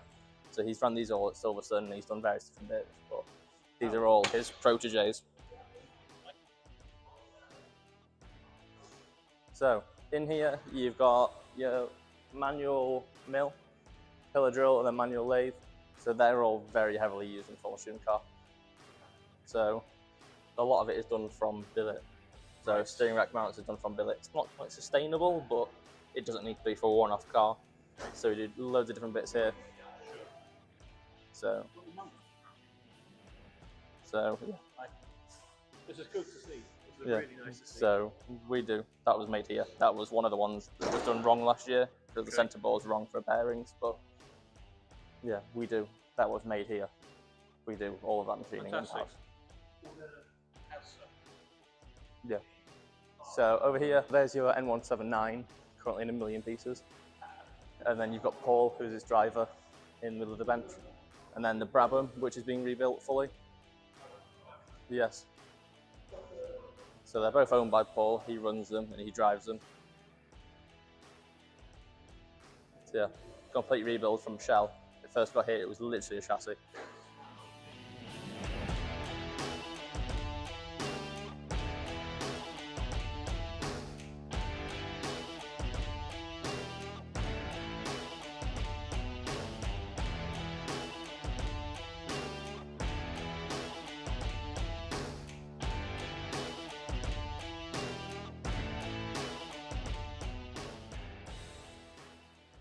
Composites is where we do all our body work. M's our composite technician. So we've got ovens, curers, everything you need. And then I'll show you the fabrication space, which will be very busy in about a week. This is where we build our chassis yearly. So it'll come onto here, bolt it down to the bed. We'll do some laser cut jigs onto the front, and that way we can get everything. Last year we were within 3mm. So we're pretty happy with how tolerant we can be. Very tolerant. Yeah, so stack tolerance is 3mm. You've got simulators. You've got Mia, then you've got Sim. You have Jacob, Harvey, and I don't know this gentleman's name next to you, unfortunately. Marcus Burgess, yes. Burgess? B-U-R-G-E-S-S. Yeah. I know names, not faces yet, unfortunately. There's a lot of new people. That's going on a live stream, don't You got the fastest time so far on the server? I do. Good. This is a work of art, guys. Is there I no... appreciate it's come from a crash car, Yeah. but it is a work of Yeah. art. Is there no lost love after your penalty, Tom? Oh, was it Austin? So I apologise. Yeah, this is how we try and do everything. We try and do all of it through the sim and try and do it as professional as we can, mimic some things from industry, which I think we'll be able to show you through code of conduct, movement schedules, everything like that, to try and get these guys working up to speed. Yeah, we'll leave you to it, Tom. Get your laps in. Good luck for the next round, Tom. Nice to meet you. Thank you for watching our submission to Former Student News. Hopefully we can carry on our form from round 2 and carry on with a good result.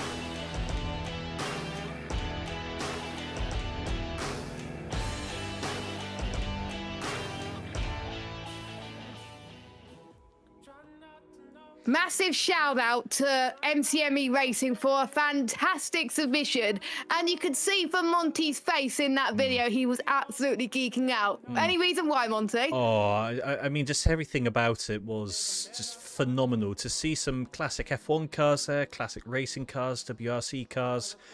You know, a lot of university now is theory-based. It's very much about preparing you for an exam to talk about what you think the engineering is. I loved going to NCME Racing because it's actually giving the students a chance to get their hands dirty and understand how the cars are working and why they're working in that particular way, and why sometimes how just conventional physics doesn't work. You know, the old rubber mallet and WD-40 solutions, etc. It's a very practical solution, and I have to say, where they're going, so what you saw there is where they're going to do their racing every round, guys. That's where NCME are going to do their racing. So they're there tonight again just now. They have engineers there. That is an LMP2 car which crashed at Le Mans, which was donated to the university, and they converted that into a simulation rig for them to use for this stuff. It's yeah, I've got no other words apart from NCME chef's kiss. This is how I wish my university experience was like. I must say, Yeah. if NCME are in line to build a commentary box for us, they'd be more than welcome to, because if that's how they build their sim rigs, then their commentary boxes would be fantastic. I absolutely love that setup, and I personally think that by immersing the driver as much as possible within the field of racing, with those screens and with the fact that you're actually within a real automotive chassis, it adds to what we were talking about earlier and giving you as much real-world experience as possible without ever crossing out onto the track and incurring the cost that does. And that's what we're really excited about. That's what the sim racing is there to try and do. There's plenty more content like that available over on the FSO YouTube channel, the Formula Student Online YouTube channel. Myself, Monty, and of course Cheryl, all presenting on there. There's a lot of content to just dig your teeth into. Get amongst, get involved. Subscribe. Yeah, do please subscribe. Like the videos, press the bell for notifications, comment as well. because it's not just myself and Monty with our ugly mugs. There's Cheryl there as well.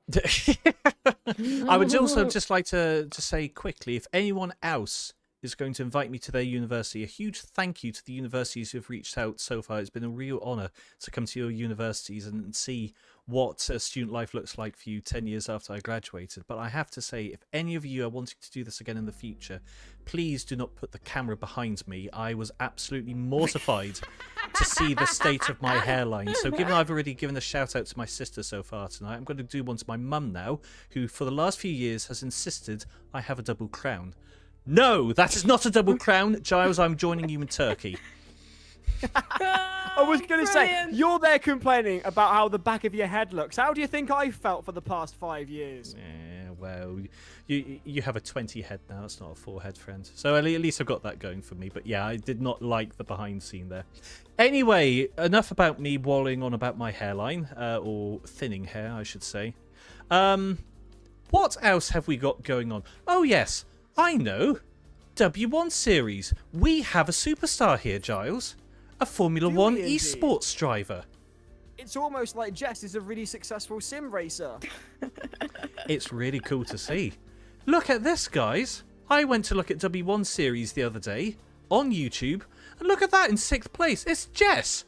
I wish I'd seen this. I was over at the new theatre in Cardiff watching Inspector Morse, and when I came out, my notifications were like a nuclear bomb had gone off because Monty was there telling me, Jess has done it, Jess has gone amazing. Genuinely, this is so impressive to see. And if you catch yourself with a free hour or two on a Thursday evening, the W1 series is really worth watching because we've got Jess there who is absolutely sending it race after race, and we've got Cheryl in there as Mayuki Panda as well. There's great Formula student representation in there, and it's also great to prove the point that you don't need to be a bloke to be driving. That just doesn't need to happen, as evidenced by the results going on here, Jess. So how did you feel about the last round out?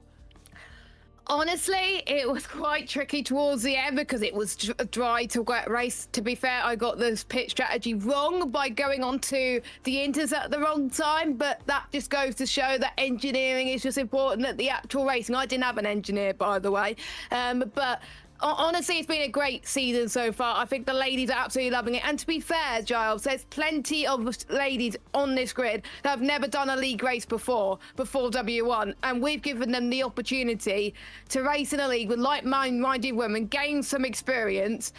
It's just amazing. We had drivers get their first points of the series as well, and they celebrated like it's their first race. Cheryl, bless her heart, had technical issues at the start of her stream on Thursday when we were doing the W1 series.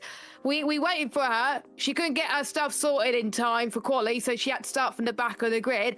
Started last, went to 9th place. So massive shout out to you, Cheryl. Honestly, one of the greatest human beings ever, one of my closest friends in general. The first time I actually met Cheryl wasn't even online. It was at Formula Student, and she told me her socials and everything. Without Formula Student, I wouldn't have known Cheryl. So massive shout out to her. And we got Silverstone next week, and both of us are going to absolutely cook at Silverstone. But speaking of Cheryl and Monty, both of you are cooking up something very special this year with a special series. Can you tell us, Monty? Well, there's some students already in here that may have taken part in it last year, and they may have seen a few bombardments of my social media. But long story short, guys, I host an annual karting event in aid of the National Autistic Society. It's been growing over the last 3 years, and last year we had 52 teams sign up and race against each other at Rye House, and we had some big names there. We had Josh Hill, son of Damon Hill. We had Aidan Hammond there, and his mum, Alison Hammond, yes, the one from ITV. It was really cool to see so many cool faces there. Giles and Cheryl. Cosgrove. Giles turned up there as well. Yes, Giles was there. He put in an entry with Cheryl as well. And yeah, we managed to raise £5,500 for the National Autistic Society. Now, amazing. The feedback I had from people last year was, this was good, can we have more? And so, well, it's going to become a full racing series this year. The first round starting in April. Now, I've got more information to tell you about in a second of what it will entail. But for those who weren't able to attend last year, here's what you missed out on. Well beaten. All systems go here at Racing Awareness for the National Autistic Society. I think the cause is a good one. We all think differently, we all see the world differently, and I think that motorsport especially is one of those places where there's so many different amazing minds in it, and that's what makes it what it is. So yeah, I love being a part of that world, and I get to combine that now with doing these fun things with you guys here.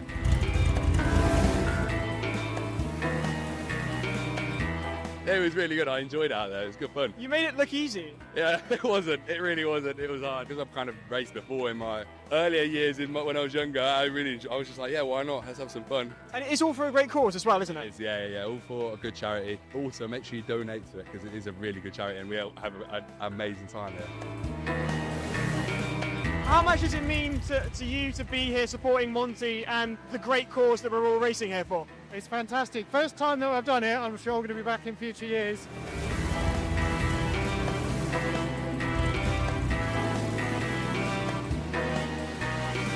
Yeah, it's all for autism. I've got a lot of autistic friends, a lot of autism in my family as well. So yeah, I had to support.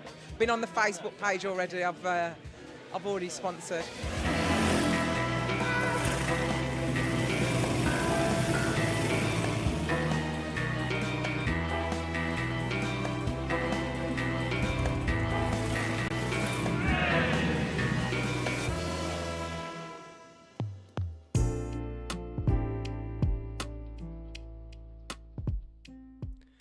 And there you have it, guys. That's what you missed out on last year. That was racing awareness in aid of the National Autistic Society. And as I say, we're turning it into a full race series this year.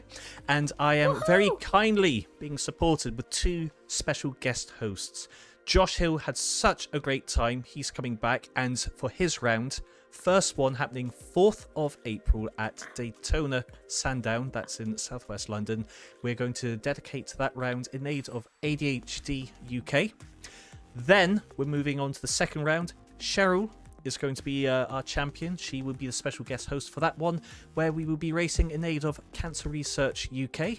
This is a special one. We're going to Silverstone. Kart Silverstone for this one. And that's on the 15th of August. That'll be happening. And then the last round, yours truly. The usual. Yours truly, to bring things back to where it all began at Rye House on the 17th of October.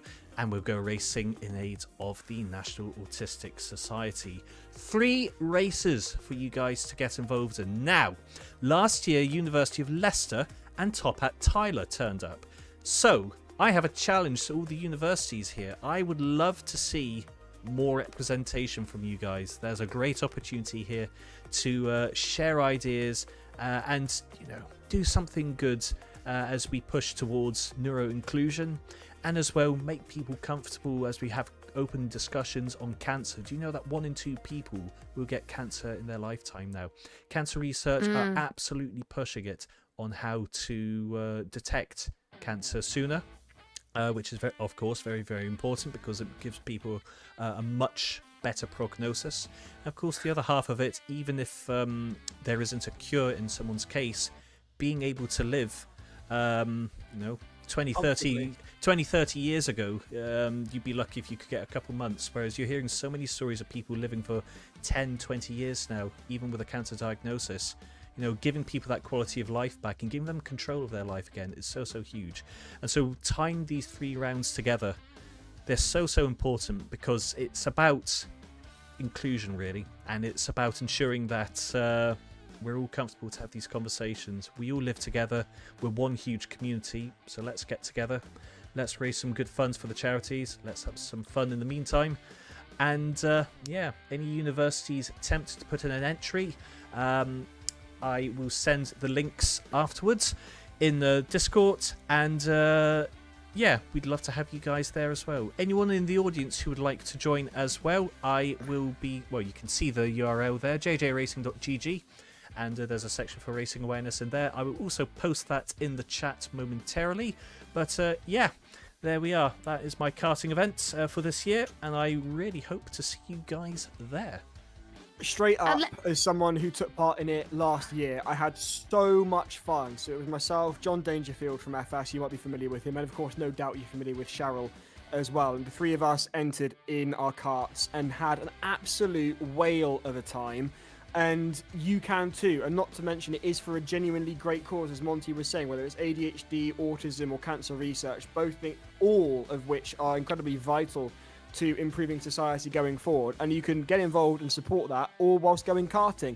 I'll admit, I spent most of my time looking at Amelia from Leicester's rear end, or Monty's rear end, or pretty much everybody else's rear end, because, yeah... You were the slowest. Yeah. He's only just finished the race now, guys. He's I've come straight actually from the been circuit to here. Last time out in round 2, I was still driving round Rye House. I've only just got here. It took a while. It'll take a while for you to get to Sandown, Giles, in April, so... I'm going to start now, Jess.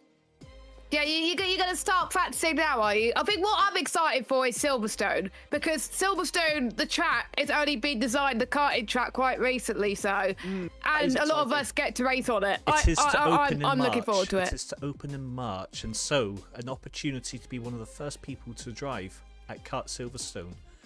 And for those near London... At a good price. At a great price as well. And of course, for those near London, come on down to Daytona Sandown. Why not? You get to race against Josh Hill, for goodness sake. Racing royalty. Get the entries in. Yeah. But Monty, enough about karting. Shall we get some racing going on? Yeah, I think that's a good idea. The servers have all started, so let me move the feeds over. There's the Jag again. Behold the Jag. Rise upon the Jag. The whole of the Jag. Whole of the Jag. Honestly, absolutely loving this. Now. The TV car there. And I do wish more teams had gone for the Jag, but having said that, I can understand why they've gone for what they've gone for. The Mustangs do seem to dominate. Bit of a shame for variation, but in terms of points, you know, you've got to go for it. Amelia says, now we have 3 chances to win something. Amelia feeling incredibly confident about their chances at Monty's Charity Kart Racing Series. If you fancy wiping the smile off Leicester's face and taking part in that, then make sure you get involved. Rewind for all the details. Meanwhile, stay with us live for more sim racing here for round 3 of the 4-Minute Student Sim Racing Series 2025-2026. If you're just joining us, I'm Giles Cosgrove, she's Jess Ball, and he is James Monty Montgomery. This is server 1 live. If you would like server 2, if your team isn't here qualifying into the top server, don't fret, don't panic. You can catch them live in server 2. We will say, though, there is one caveat. The commentary is only for server 1. We can't be in 2 places at once, I'm afraid. No, definitely not. Meanwhile, then, do please keep your comments coming in. Where are you watching from? Who are you supporting? This is, of course, a worldwide event, and we do our very best to bring it to you in the best quality possible. I apologize for my microphone problems earlier. Outmaxing Jess in terms of volume. We believe we have fixed those now, but do please keep in touch and let us know how we're sounding in the comments on the live stream as well.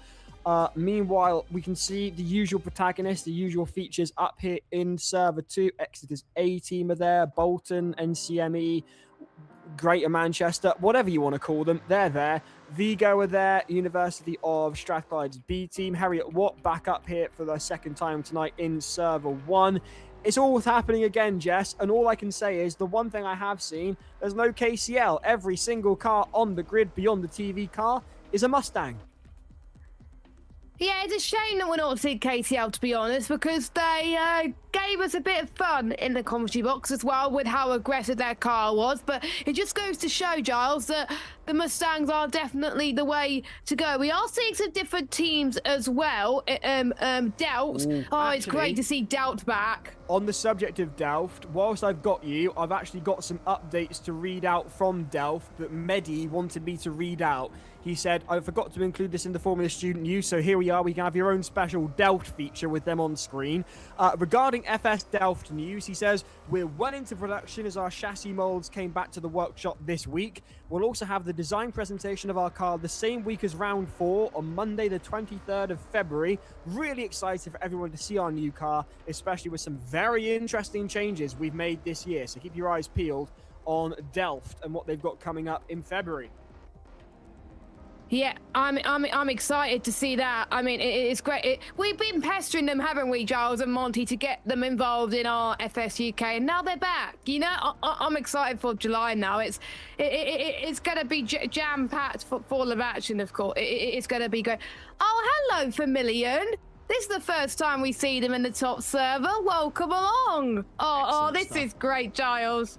It really is. It really is. Although I'm not quite sure what's going on behind Vermillion's car there. There seemed to be a glitch on the screen, and they had a bit of a streamer coming behind them. This is one of my favourite corners on the circuit, the chicane onto the start-finish straight. I love that corner.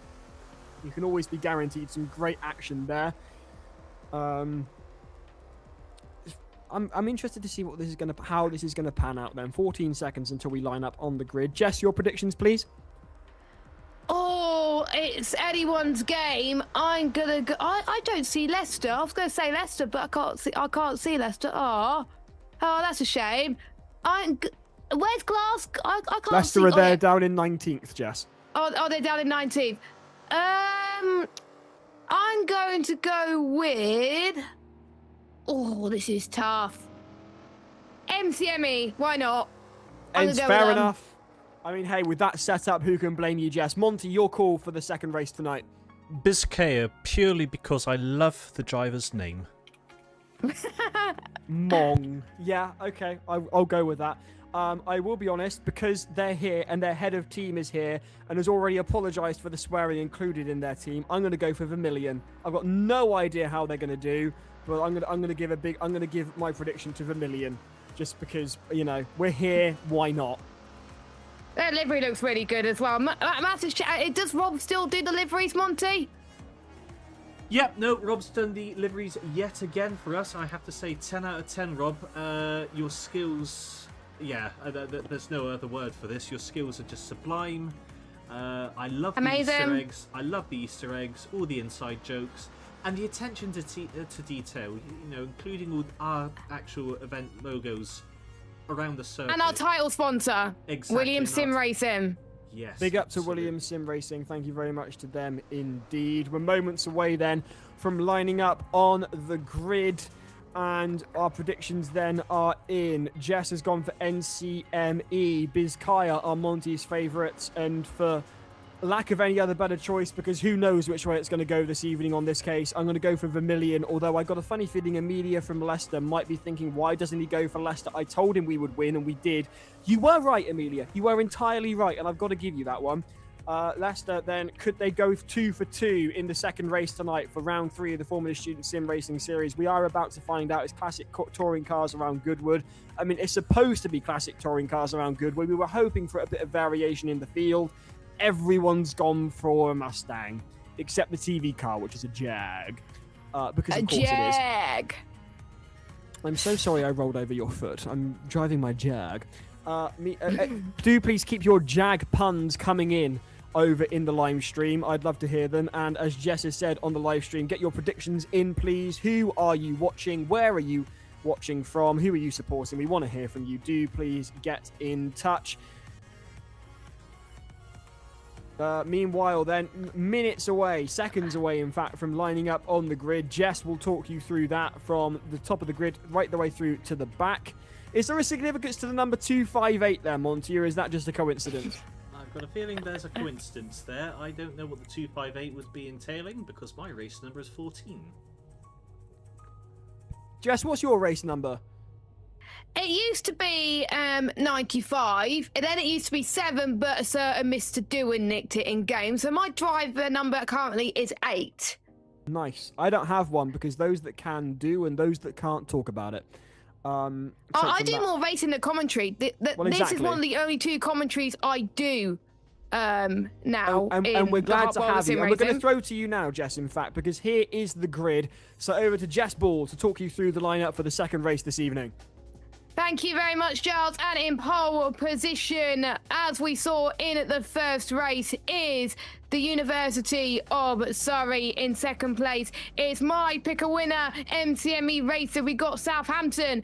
In third, we have got Strathclyde. In fourth place, we got Doubt. In fifth, actually there, Jess. They were beside Strathclyde just before, but they've disconnected. So I'm hoping they're going to come back because Biscaya were definitely there just a second ago. So Biscaya then is around about where they are. Then we've got Stout in P5. We got Glasgow's A team in 6th. We got Harriet Watt in 7th. We got York Alumni. Great to see them. I love their livery, by the way.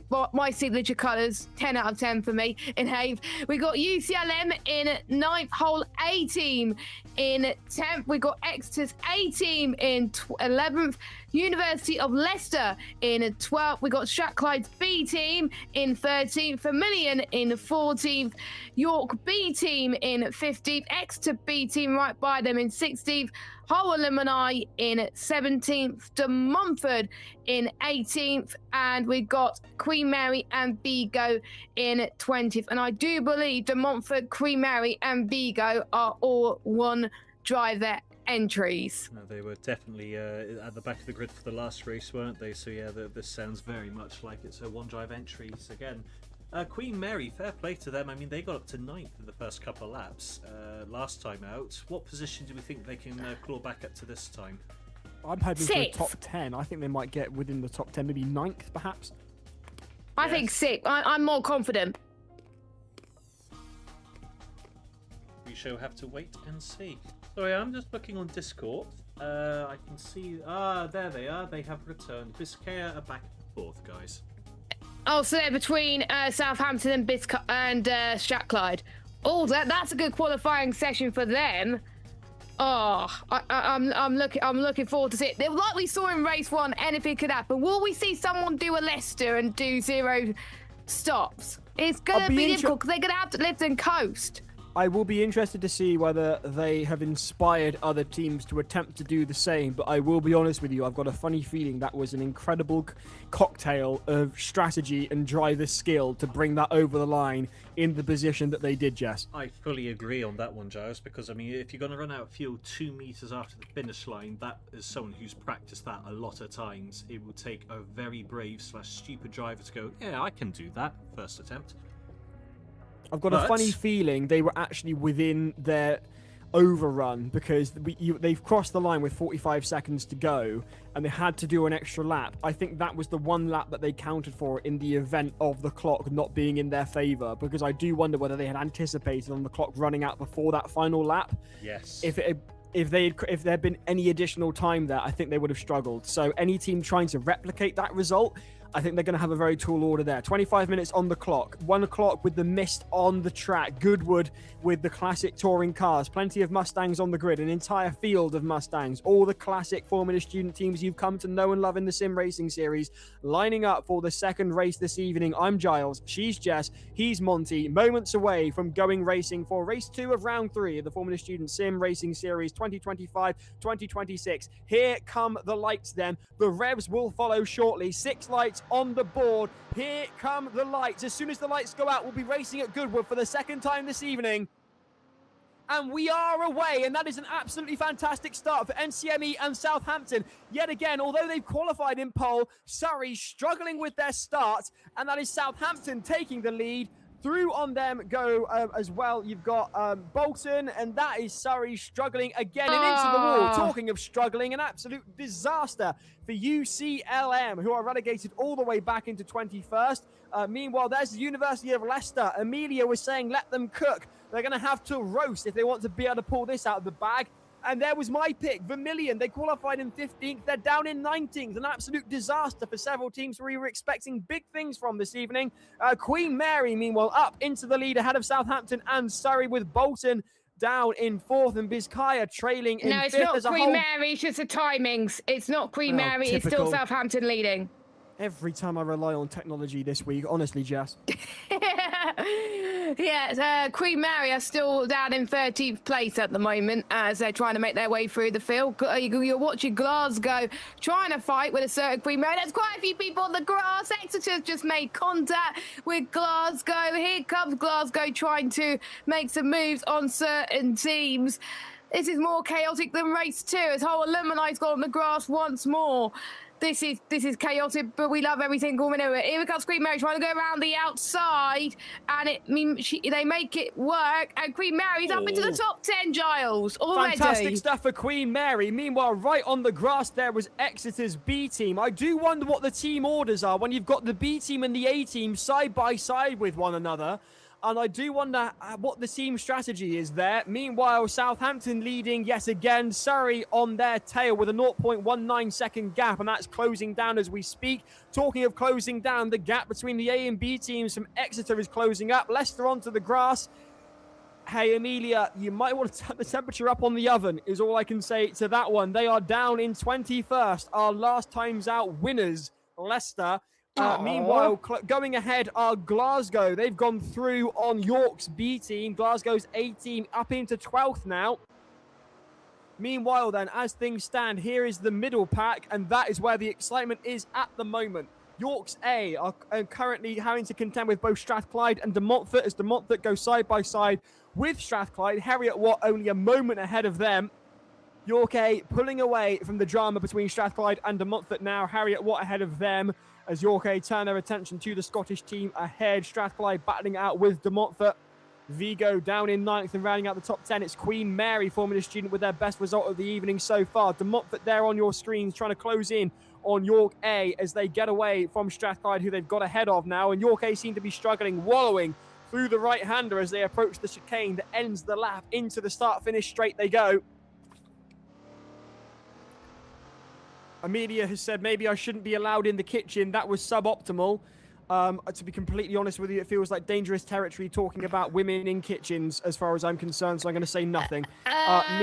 Meanwhile, York A are in 6th at the moment. They've got all the pressure on them from De Montfort, and there is nothing but a metre between them. Meanwhile, back down, all the teams are pulling their fastest laps. Exeter's A team vying with their own B team, and Strathclyde's B team get into the mix, and they've got a rear-view mirror full of UCLM.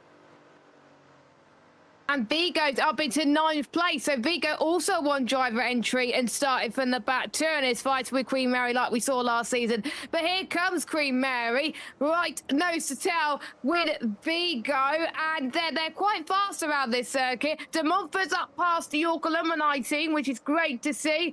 They're making some headway in this race so far. We've got Delt, who's making their way up into 11. I think Delt got caught up in the chaos, who's down at 11th at the moment, but they're trying to make their way back up into the top 10. Biscay is still holding their own in 4th place. I think they got no one directly behind them and no one directly in front of them. They're just running on their own at the moment, but they are starting to catch up to MCME Racing, so they could get a podium here for the first time at the Formula Student Sim Racing Series. We're watching Surrey, where this race is definitely coming more to their liking at the moment. They're right on the gearbox of Southampton as we make our way towards turn 1 of this iconic Goodwood circuit. Surrey is going to do all they can to try and get past Southampton, which is easier said than done. Nose to tail right now. Southampton is going to try and defend like a book right now. Is Surrey going to go around the outside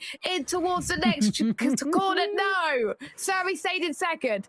Absolutely cracking phrase there, defending like a book, Jess. Love that. Side by side, Surrey. Defending like a lion, sorry. Oh my God. Bolton and Southampton. Oh, Surrey. Is that Surrey and Southampton? Side by side then. Surrey through.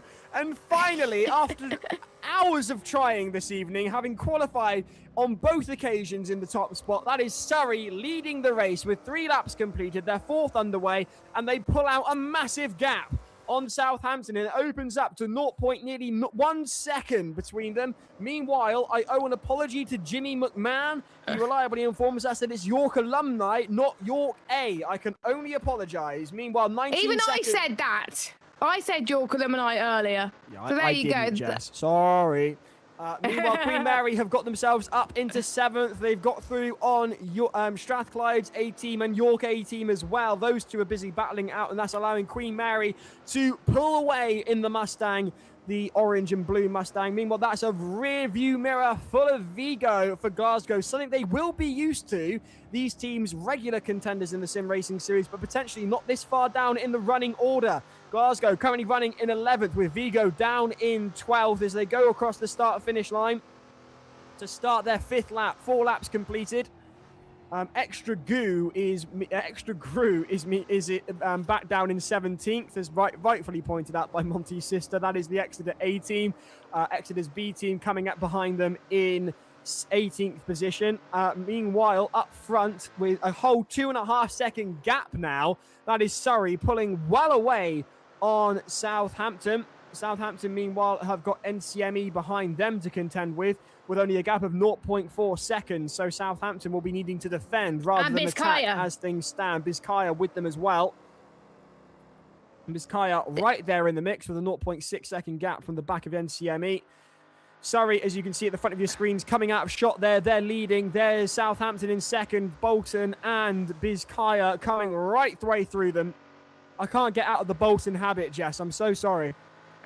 No, don't worry. It's been you've been in the sim racing series so long that you've known them as Bolton. We forgive you on that front. But talking of forgiveness, one has to forgive Delft for holding up an absolute train of cars here. Some excellent defense from Delft, running, one would assume, rather slowly given the build-up of cars behind them, and yet no one can get through because obviously, as you said earlier, Jess, Goodwood is not easy to overtake on, and Delft have got their elbows out as they defend their top 10 position. They've got York's alumni team, Glasgow's A team, and Vigo all behind them, and they're handling it like a knife through butter. And they're defending like a lion, not a book, as I said earlier. Hey, it could be a book about lions. Yeah, it could, yeah. Let's just pretend I say that. Meanwhile, Leicester's not doing very well in 20. Meanwhile, Glasgow A and York Alumni having a tussle once more. They're switching and ruining like no tomorrow here. As York Alumni almost lost another place. Here comes, is that Vigo? Yes, that is Vigo, who dropped out of you. Oh no, Glasgow's on the grass. Glasgow's on the grass. It's going to allow your B team to make their please rejoin safely. Glasgow, they just about got the car stopped in time, but your B almost made contact with Glasgow. Glasgow are not having the best of times in this race. I wonder if they will use this as a drop round if they don't score consistently like they did in race one, unfortunately. I think the same goes for the other teams that maybe not doing as well in Server 1. Harrier Watt, again, they were consistently in the top 5 in race 1, and they're doing so well in race 2 as well. Their pace is just next level stuff in this cars and this combination. I'm liking that we're seeing teams, Giles, we don't necessarily see the top server do so well. And Harrier, what I have to say, is one of them. They could be scoring big in the round 3 results tonight.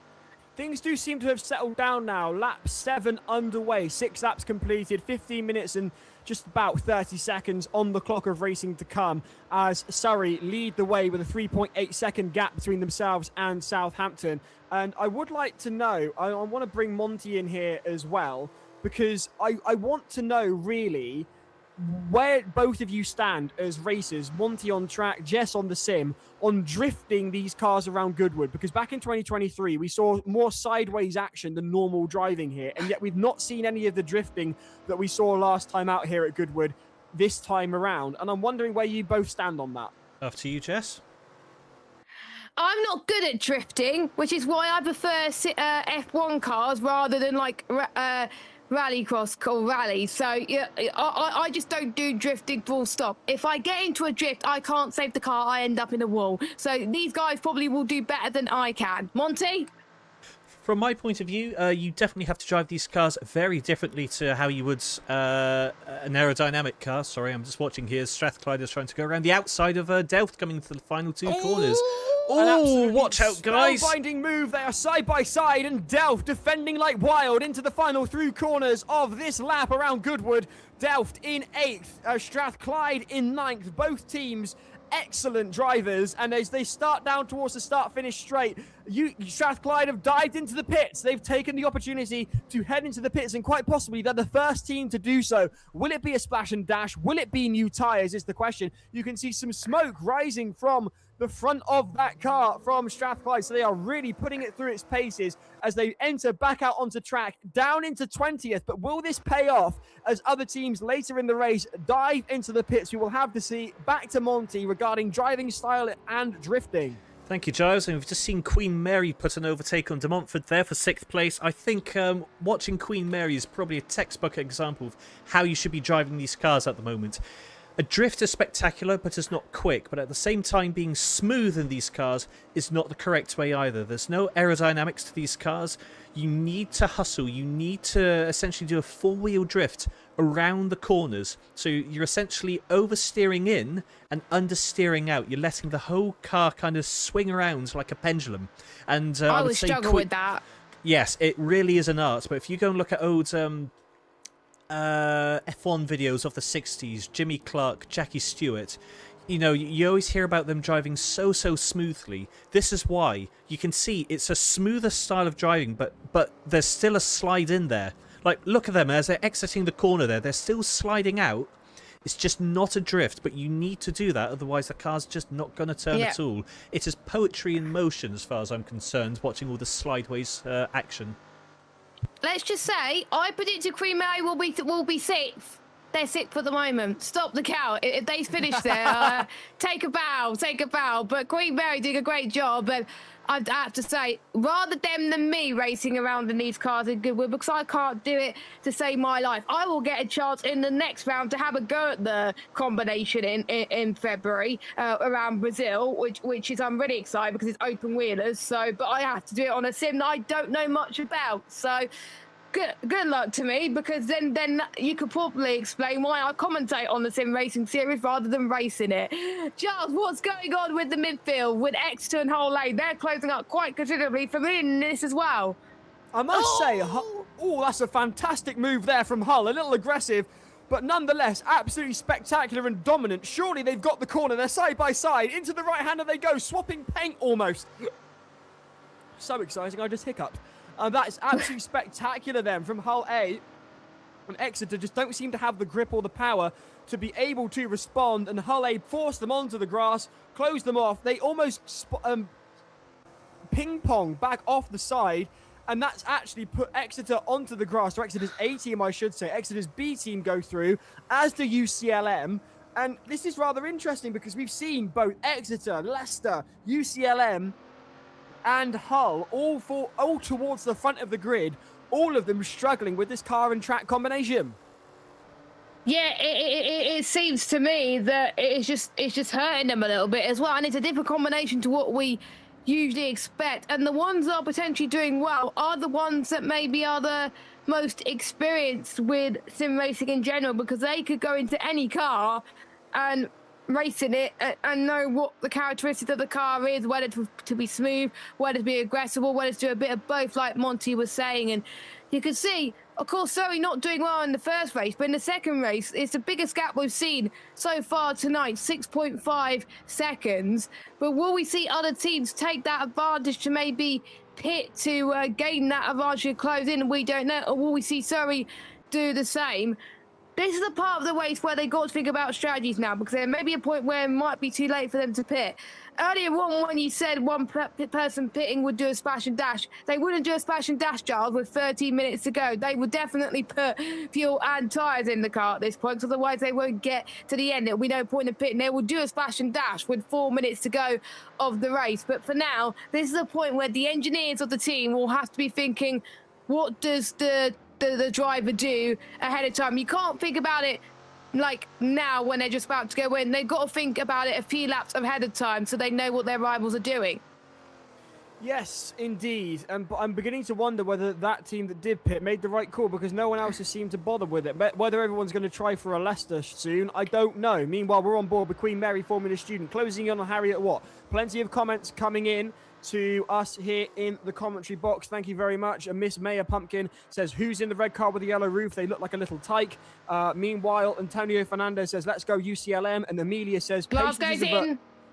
Glasgow are in. And Amelia says, patience is a virtue, Giles. That is all I will say. Amelia, you've got 9 minutes to prove the point. Meanwhile, Glasgow are in. Meanwhile, we're racing then between, of course, Queen Mary and Harriet Watt. Harriet Watt having to defend side by side. Here they go with Queen Mary. Queen Mary are a nose ahead as they dive down the inside, and that's Queen Mary ahead of Harriet Watt, and they make that move stick like glue. Fantastic stuff from Queen Mary, who are improving on Jess's prediction. This is excellent stuff for the team who are currently our champions in Formula Student.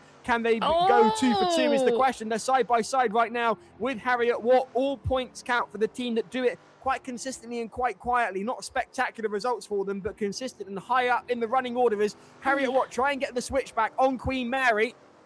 This is good Queen Mary racing, Giles. towards the boundary of the course as they go through this the chicane, and that's Harriet Watt backing off through the chicane into the start-finish straight, and that's going to be Queen Mary putting their foot down as they cross the line to complete their 11th lap on to lap 12 now. And I must say, Queen Mary defending very well. Southampton, meanwhile, will have to defend against Bolton, who are on the charge with 0.56 seconds between the two teams there. Surrey have got nothing to worry about with a gap of 7.5 seconds. They are well ahead on their 12th lap. And Southampton seem to have managed the threat from Bolton as they pull away, opening that gap up to nearly a second between them. But that corner, I didn't like the entrance to that corner from Southampton. That's going to allow Bolton to close in. I am just going to have to call them Bolton. Otherwise, I'm never going to get it right. You just call them Bolton at this point. But I call them MCME. We get the best of both worlds. And speaking of strategy, Monty, you may have some news. I do have some news. So here's something to think about, guys. Surrey are sprinting off. They're now nearly 8 seconds ahead of Southampton. This to me smells like that Surrey are committing to that one pit stop strategy, which worked for them last time.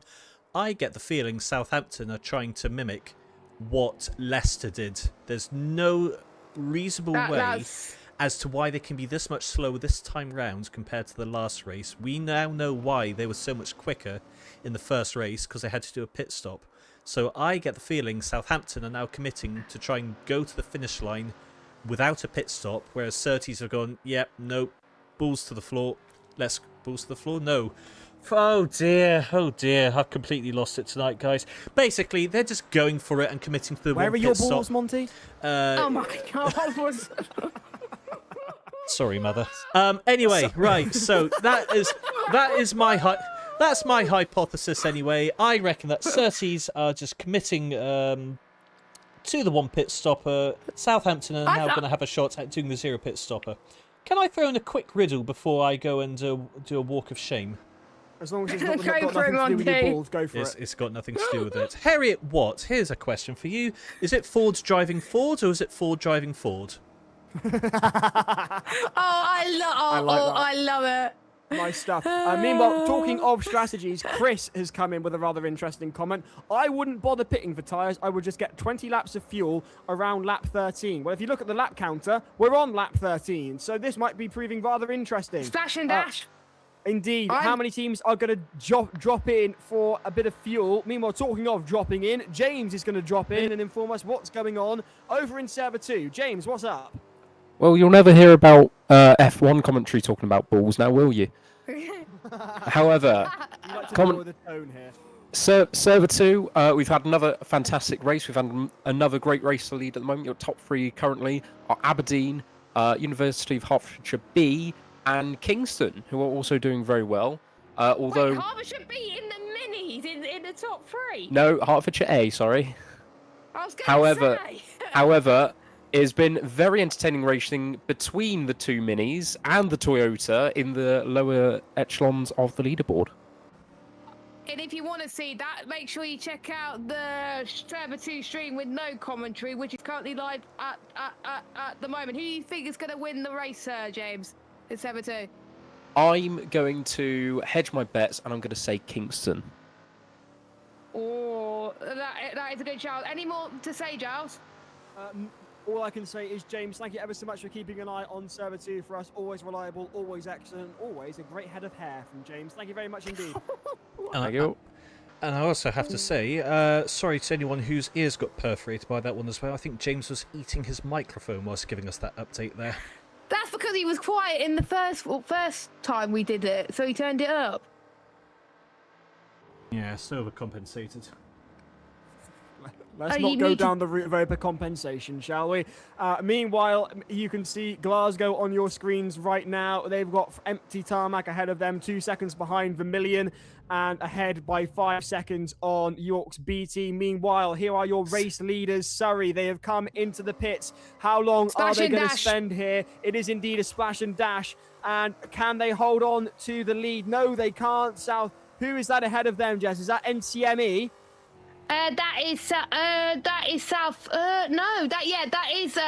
Bolton, who have stayed out. Southampton have also pitted, I believe, as well. So they've done the same, or That's I don't know. an interesting one. We were not expecting Southampton to pit, as Monty was discussing earlier. So of all the teams that are going to go and try and recreate Leicester's success in race 1, they're a bit further back anyway. They were a bit further back anyway. Never mind. It is Bolton who are in the lead, having not pitted. 14 laps complete, 15th underway. 3 minutes 10 on the clock, and 3.5 seconds ahead of Surrey. I kind of feel for Surrey here. They've done everything right this race, and still they can't make it work. Meanwhile, Leicester under pressure then from Vermilion. Leicester currently in 13th, with Vermilion in 14th. Closing the gap on the Northerners are the team from Europe. Meanwhile, here are your qualifiers, your pole position qualifiers. They started in pole position. They've been leading until the last minute. They dove into the pits for a splash and dash, as Jess said, and now they are 3 minutes and 0.1 of a second behind Bolton. Can they close in? You can see the view from the driver's eye. This is what they've got ahead of them, clipping the chicane, looking rather tight there. And that is Bolton into the pits, and they have gifted the lead back to Surrey. A sigh of relief then from Surrey as they go through into the lead. Meanwhile, here comes Delft, who have worked their way up into 4th, and they dive into the pits now. Looks like for a lot of these teams, Giles, they can't get to the end with the amount of fuel they had, which just goes to show that the Leicester performance we saw in race 1 was very, very impressive. But I think for a lot of these teams, they can't even do it here, which is a shame. But that's what happens. You would rather play it safe than do an Oxford in Hungary and run out of fuel. Oh, absolutely. So 8 seconds is pretty much the same gap they had at the start of the race for Surrey. So if they can keep this up, this will be their first ever race win in the Formula Student Sim Racing Series. Come on. I mean, I sincerely hope that Molly's watching this. I absolutely love Molly, the team principal at Surrey. She's absolutely brilliant, and I would follow her to the ends of the earth. If you want to be managed by someone, you can be managed by Molly, honestly. Meanwhile, UCLM are ahead of Hull's alumni team, and De Montfort are ahead of Vigo. Excellent stuff for De Montfort, with Daniel Letard, a friend of us here in the commentary box, behind the wheel. A great showing from him. In the top 10 are De Montfort. They're in 8th position at the moment. And as Monty's sister has pointed out, their decor does remind us of the Little Tykes cars. They're on track right now. Meanwhile, 10 seconds ahead of Bolton are Surrey, and another 1 second ahead of Southampton are Bolton. Some fantastic results then for these teams. Meanwhile, it's not a great result for both Glasgow and Leicester, who will have been hoping for more. And they are duking it out then as Glasgow try and find a way around Leicester with pressure on them from Vermilion behind. Glasgow have an opportunity to overtake Leicester here. Leicester do seem slower, but if Glasgow make a mistake, Vermilion will capitalise, such as the Jeopardy round here. Meanwhile, talking of Jeopardy, alumni team from York drifting through the corner. Finally, some drifting round Goodwood. Thank you for that. Through the chicane they go. It's York's alumni team. Leicester following very closely behind, and even closer, swapping body paint. It is Glasgow as Glasgow dive down the outside. It's a right-hander that will greet them at the end of the start-finish straight. Are Glasgow going to try around the outside, or are they going to sweep it back? They're trying around the outside, a very brave manoeuvre, and it's not paid off at all. And it's straight into the grass and into the wall, and it's all gone wrong for the Glaswegians, Jess. Not good at all. My pick for race 1 is not doing well in race 2, unfortunately. So that's a bit of a shame for them. Glasgow, if I were them, use it as a drop round. But, Giles, it's not long before this. We didn't think race 1 was legendary in itself. Race 2 is going to be even more legendary and make even more history, because look who's about to cross the line to win their first ever race in the Sim Racing Series. Go on, Giles. Here they come then. They've been here for so long, and this is their first time tasting victory. They're wheeling over the line. They know they've done it. They're getting squirrely.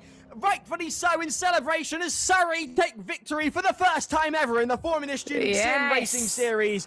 For the second race of round 2, Bolton come over the line in second. Southampton take third. Bizkaia take fourth with a fantastic 4th place there. Queen Mary taking 5th, with Harriet Watt in 6th position as they head through the mist to the start-finish straight, and across the line they come, with Delft in a very strong 7th position. De Montfort and Daniel Lestar taking 8th. Vigo taking 9th. And University of Strathclyde's 18, rounding out the top 10 with their 10th position there. Great stuff. Another legendary race, it seems, Mr. Cosgrove. I mean, it had action from start to finish, and we had a different winner as well. And also shouts Queen Mary for getting another good result after starting at the back of the grid. Vigo as well, not doing too bad either. Goodwood delivered just like it did a couple of years ago. You can say that again, Jess. It really did. I'm also, to be honest with you, and I don't know whether I'm completely way out here, but I feel like Monty might be able to back up. You can see that the quality of the driving has improved between 2023 and 2026 when we run the same round, and it has got a little bit more professional. I don't want to say a lot more professional, but a little bit. I don't know where you stand on that, Monty. Cleaner that's the word I'm looking for, Jess. Monty just trying to source our next interview.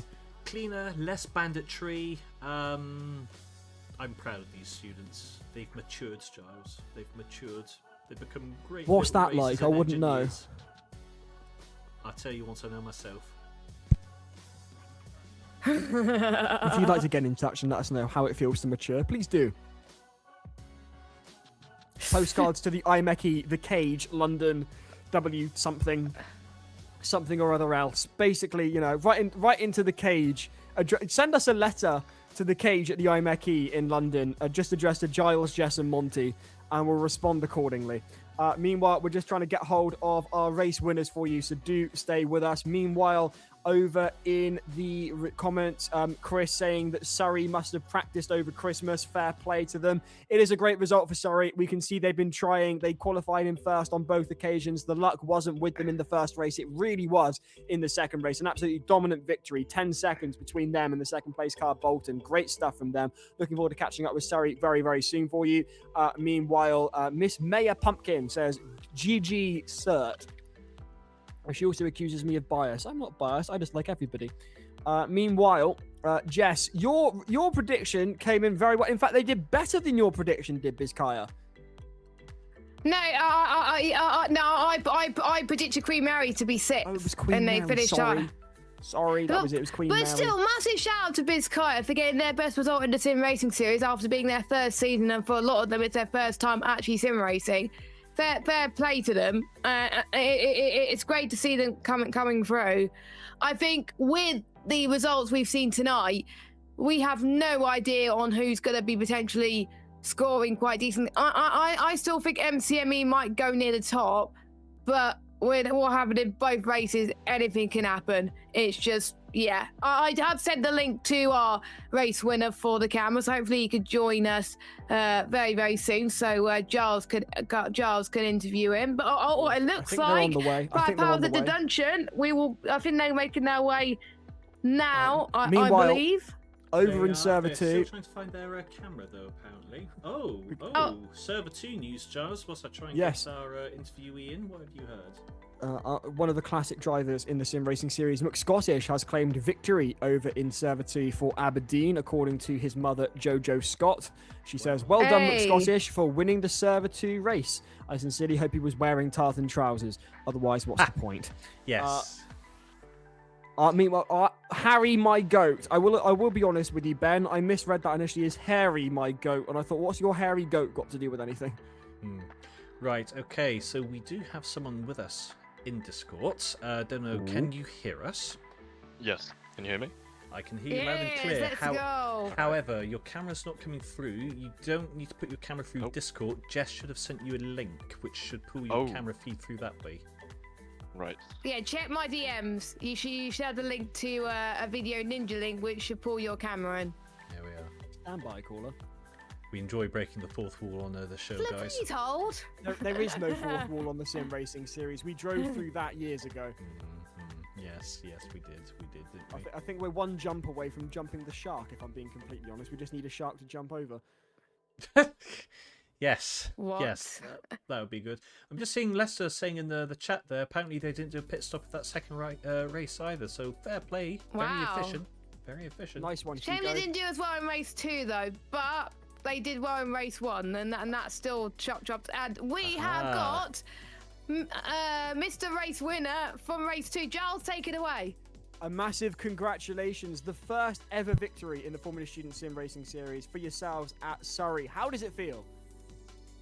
Obviously, great race. I was honestly expecting us to be within top 4, top 5, because I think our main competitors were NCME and York A, but we were honestly surprised to see Warren wasn't in the race. So it was York Alumni, not York K.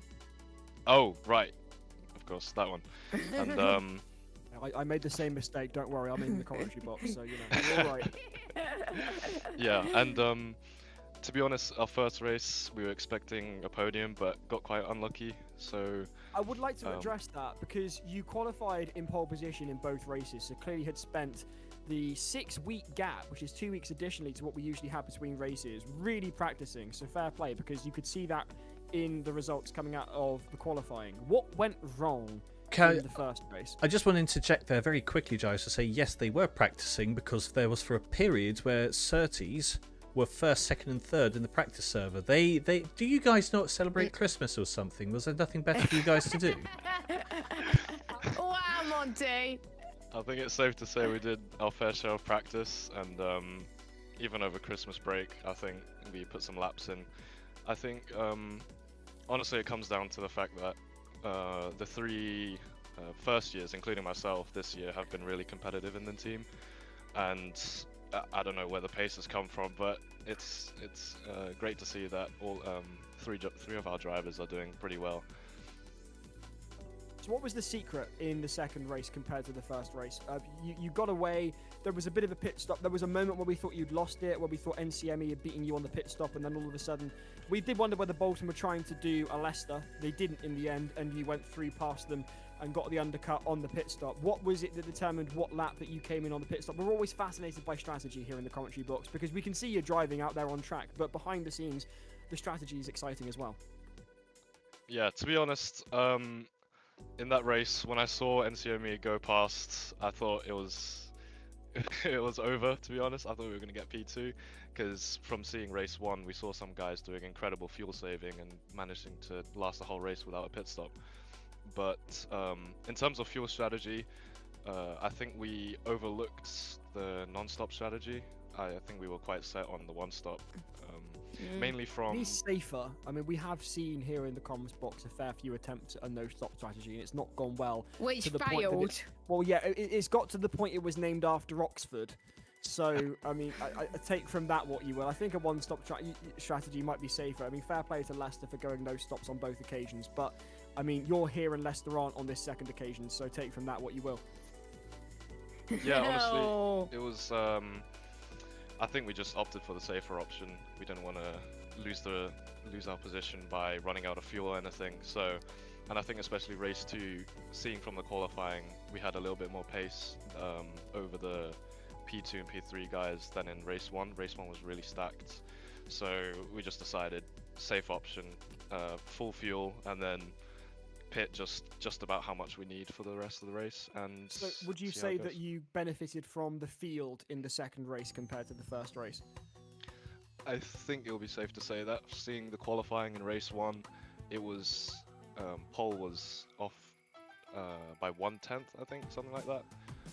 Lewis 1:28.7, and then P2 was quite close by. So seeing race 2 qualifying, I think we just opted safer. I think it's also worth talking about the fact that Surrey, when they have appeared in the sim racing series, they've always been incredibly fast and towards the top of the results, but it's just been inconsistent. And over the past 3 rounds, there's been a lot more consistency from Surrey. What's changed? Mainly, I can speak for myself in that it's just a bit more practice and experience, because I'm new to this series and I haven't done too much sim racing in the past, but wow. I think it was just a lot of unlucky moments and inconsistencies that just happen from inexperience and all that. But overall, I think we're developing this year and we're getting a bit more serious about it than last year from what I've heard. So I think we're headed in a good direction. What's the aim for Surrey? Where do you want to finish by the end of the series when we get to Williams and Silverstone? Hopefully first, but nothing's guaranteed. It's our first year being competitive. we're just hoping for a competitive spot in around at least 10th, 5th maybe, something like that. We'll have to see when we get to July, but all systems are well and truly go at Surrey. You finally got that all-important top of the podium. Congratulations, first place in the second race of round 3. Surrey, thank you ever so much for joining us in the commentary box, and have a great rest of your evening. Go and celebrate. Enjoy. Thank you very much. Just before you go, quick question from me, because I've seen University of Surrey a lot in the news of late. I see you guys won in BUKC recently, and I also saw that you had Prince Edward, Duke of Kent, with you the other day. Did he come to see the FS team, or was he in another part of the uni? To be honest, I haven't heard anything about it. It could be enough. part of the FS team, but yeah, not sure. Oh, fair enough. Well, from royalty at the university to getting your first sim racing win. What a week it's been for you guys. Well done. Yep. Congratulations. All right, thank you very much. Thank you ever so much then to the guys from Surrey, and thank you ever so much to you for joining us. Don't go anywhere, because we'll have the preliminary results from round 3 of the Formula Student Sim Racing Series. There's been 2 different winners this evening, and rather different results, I must say, in the case of Leicester, from the top of the grid to the bottom of the grid between the 2 races. I think Surrey have been a lot more consistent. It's going to be interesting to see where we end up when all the points are totted up. There are people working behind the scenes to do that for us right now. Meanwhile, plenty of comments are coming in. Miss Maya Pumpkin says she's enjoying the music. Talks about the good prince. Yes, it is. Prince Edward's the good prince, don't worry. Oh, for goodness sake. Meanwhile... We nearly went a host stream without a joke on that. Well done, Giles. We'll make it next time. Hey, Giles... I didn't make the joke. I was just reiterating the joke that, oddly enough, your sister made. So take that up with her. Yes, well, there you are, Hellraiser. Have you seen who's also on our Discord channel at the moment? Yes. No, who is? James! It's only James! What have you got for us, James? Oh my God! Hang on, mate. Wait! Right there. Take the microphone out of your mouth now, you silly boy. Right, try that again. Try that again. Try speaking now. Can you hear me now? That's better. Yes. That's better. Okay. Oh my God. Now, I do want to send my apologies to some To team Kingston. quickly. Yes, because unfortunately Kingston ran out of fuel on the last lap. Fell from third position down to 14th. So that's a real case of the commentator's curse there. So that's how McScottish won then, was it? McScottish won. It was a fair gap to McScottish. I'm not gonna downplay it at all. McScottish got the strategy absolutely perfect for this one. He came out about 15 seconds ahead of Hertfordshire A and Kingston when they initially came out. So I think McScottish would have won it anyway, but I didn't realise my comment about Kingston would go down so quickly. Kingston, we apologise. On the other hand as well, there were 3 retirements. 3 retirements. We had Vienna were the first to fall. We're not sure if there was a glitch on their system there, or they just decided to not continue because they had also finished last in the previous race.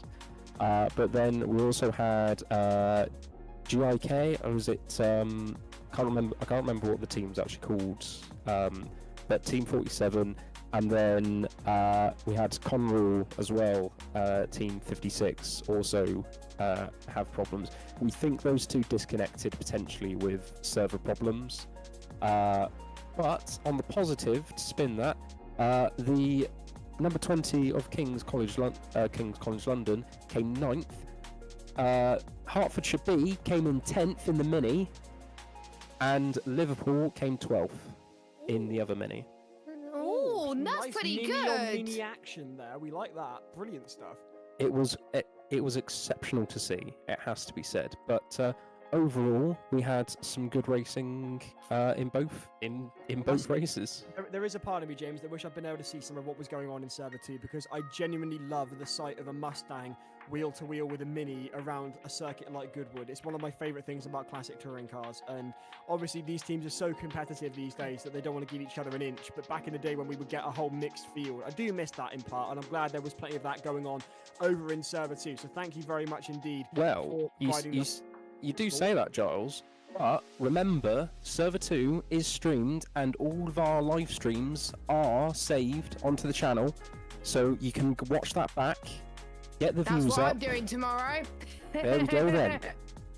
The magical, mystical voice of James is right. You can catch up on all the action on the second server right here on the Formula Student YouTube channel, right after we finished here on Server 1. Can replace mystical with the word ear piercing, that would be more appropriate. James, thank you very much for the update. I understand the points are ready. Does that mean it's time to reveal who our winners are tonight? Please do, sir. Oh, goody. Right, well... Can we predict first? Yeah, go and predict. Jess, Giles, who do we reckon our winners are? Sorry. Yeah, I'm going to go with sorry. We're going for sorry, are we? Yeah, what about you, James? Because I know you're sitting here. Well, I did the points, so that would be cheating. Okay, fair dues. At least he's honest. Fair play, James. Right, well, after 3 hours of racing, guys, it's drum roll. A huge congratulations to our overall winner for round 3 tonight. It is Surrey with 113 points. From University of Southampton, that was a consistent run from them. No wins, but look at that, still 105 points. Kudos to Queen... Absolutely, and kudos to Queen Mary, starting from the back of the grid in both races to still finish 3rd overall. That... Was it their first driver entry? Was it their first driver entry, so they still get 4 points? I believe so, yes. So they will still get full points from that, so there'll be no decimalizations. I'd also add on to that this is entirely how Queen Mary just came through rather subtly in the last season and won. They don't do big, bold and brash and dramatic, but they come in, they score consistently, and as a result they took it last year, and fair play to them. That's a really decent result for a lot of racing where we weren't talking about them. Exactly, and that really is the aim of the game here, guys, because you add the 2 positions together, get your total points, and that's what makes allows us to declare who's the overall winner in each of these rounds. So it's the consistency which is going to help to a certain degree, because there's of course a drop round to consider, so the more consistent you are, the more points you're going to lose. But as they found out last year, but they still managed to survive it, so the strategy worked for them last year. It seems to be working again so far. Leicester there in 4th, Greater Manchester in 5th, Heriot Watt, I believe that is their best ever result, in 6th, Basque Country in 7th, we've got De Montfort in 8th, York A in 9th. Another one driver entry for De Montfort. Yep, thank you, and Glasgow there in 10th. Championship leaders Vigo could only muster 11th, which makes me think we are going to have a different championship leader as we leave tonight. Who are we reckoning is in the lead? I can't remember who was in the top 3, so I have no idea. I'm going to venture this, and I could well be completely out of this. Southampton. I think Southampton as well. You reckon it's going to be but Southampton? I might be wrong. Right, well, let's go and find out. Over to the next page. Sorry, I'm just reading Daniel Solan's comment. Apparently, 1 driver and no joker either. Doubly impressive, then, what you've done tonight, sir. That is a really impressive drive from you. Well done. They had no joker, didn't they? Yeah. Massive shout. Because Dan is his 2nd season in the sim racing series as a driver, and he's done especially well tonight. So he hasn't. But Monty, who is our championship leader going into round 4? Well, it's Queen Mary and Southampton tied on the top. 301 points. How about that? Surrey, look at that. They're up into 3rd, only 6 points behind. That was a staggering race from them tonight. Leicester still in the fight, 283 points, so they're only 18 points behind. Vigo and Greater Manchester, that's still only 30 points as well for them. This is a really close championship, guys. For Vigo. I know it's going to look painful for Vigo, that one. They can't afford anything like that again, but that may be their drop round for the season, which that's a good point. So fair it's enough. not over yet. And also, shout out to Strathclyde for having another decent showing. Between that and them winning the engineering challenge last time out, that's them up into the top 10 for, I believe, the first time ever. Brilliant stuff. We love to see it. There is your top 10 then. Queen Mary University and Southampton tied on 301. In third, it's the University of Surrey with 295. University of Leicester are in fourth with 283. Vigo, they're in fifth, as we've been saying, with 274. Not their best result. Could it be their drop round? Quite possibly. 289. Is that 269? Sorry, for the University of Greater Manchester. York's 18 with 251.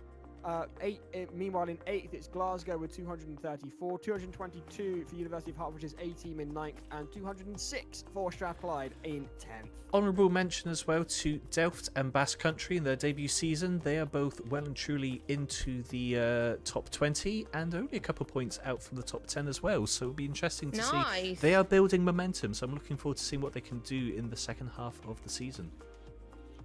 Really, really exciting stuff to come then in the Formula Student Sim Racing Series. So make sure you are with us for round 4.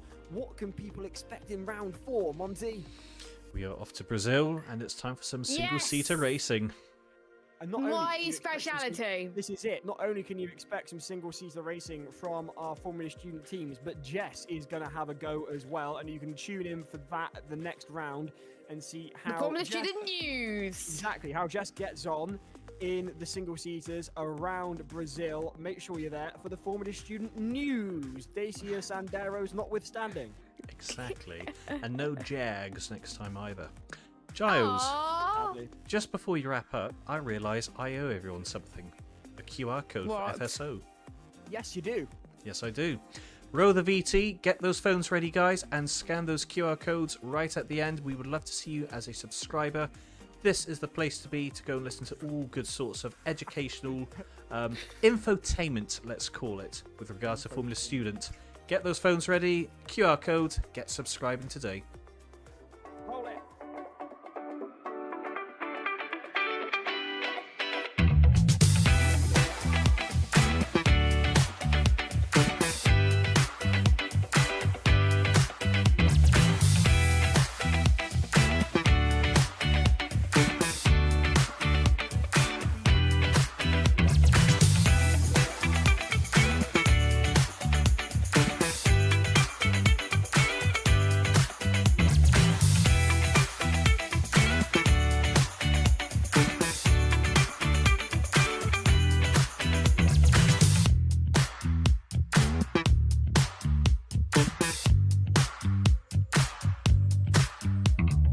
Did you scan it? Did you scan the QR code? I mean, Jess had her phone out and ready. If you didn't, you kind of been caught lacking there. I did. There we go. Make sure you are subscribed. Make sure you've got the bell switched on for notifications all about Formula Student Online, the Formula Student podcast available right now. We've been to so many different teams and, of course, plenty of employers as well. Several Formula One teams have been to visit, Williams and Aston Martin, as well as Mercedes AMG High Performance Powertrain. Try saying that 5 times fast. Not only have we been there, we've also been to Hertfordshire and we've been to Exeter. We got a big shout out to Exeter. They were really, really lovely. We went out for a pint with them. We also went down and just talked about their car and their team. And it was really quite staggering, the turnaround between when we went to visit them, I think it must have been March last year, and when we got to them on track in July. It was a different team. Myself and Monty, we almost felt like we weren't expecting them to get out on track when we got to Silverstone last year, and they completely defied our expectations. Massive shout out to them. And I also got to give a shout out to Lizzie. I will watch that film, Lizzie, I promise. I've also got a big question for the rest of the team. When are we going to come and drive your car, guys? Yes, you keep saying we get to drive the car. When's it going to happen? Let us know. Our diaries will be free as soon as you tell us we need to make it free. It will happen, I promise. I want to see that. I think it's Ben. Ben says, Giles, is it too late to send over the video I was working on? Ben's from Exeter and he's been working on a render of Exeter's car, what they're expecting it to look like. Ben, do me a favour, send it in for next round and we'll show it in round 4. Yeah, at least you'll be early for round 4 then. Hey, nothing wrong with being early. Said no exactly. Hey, look, yeah, I'm always late with my stuff when I was a student, so there we go.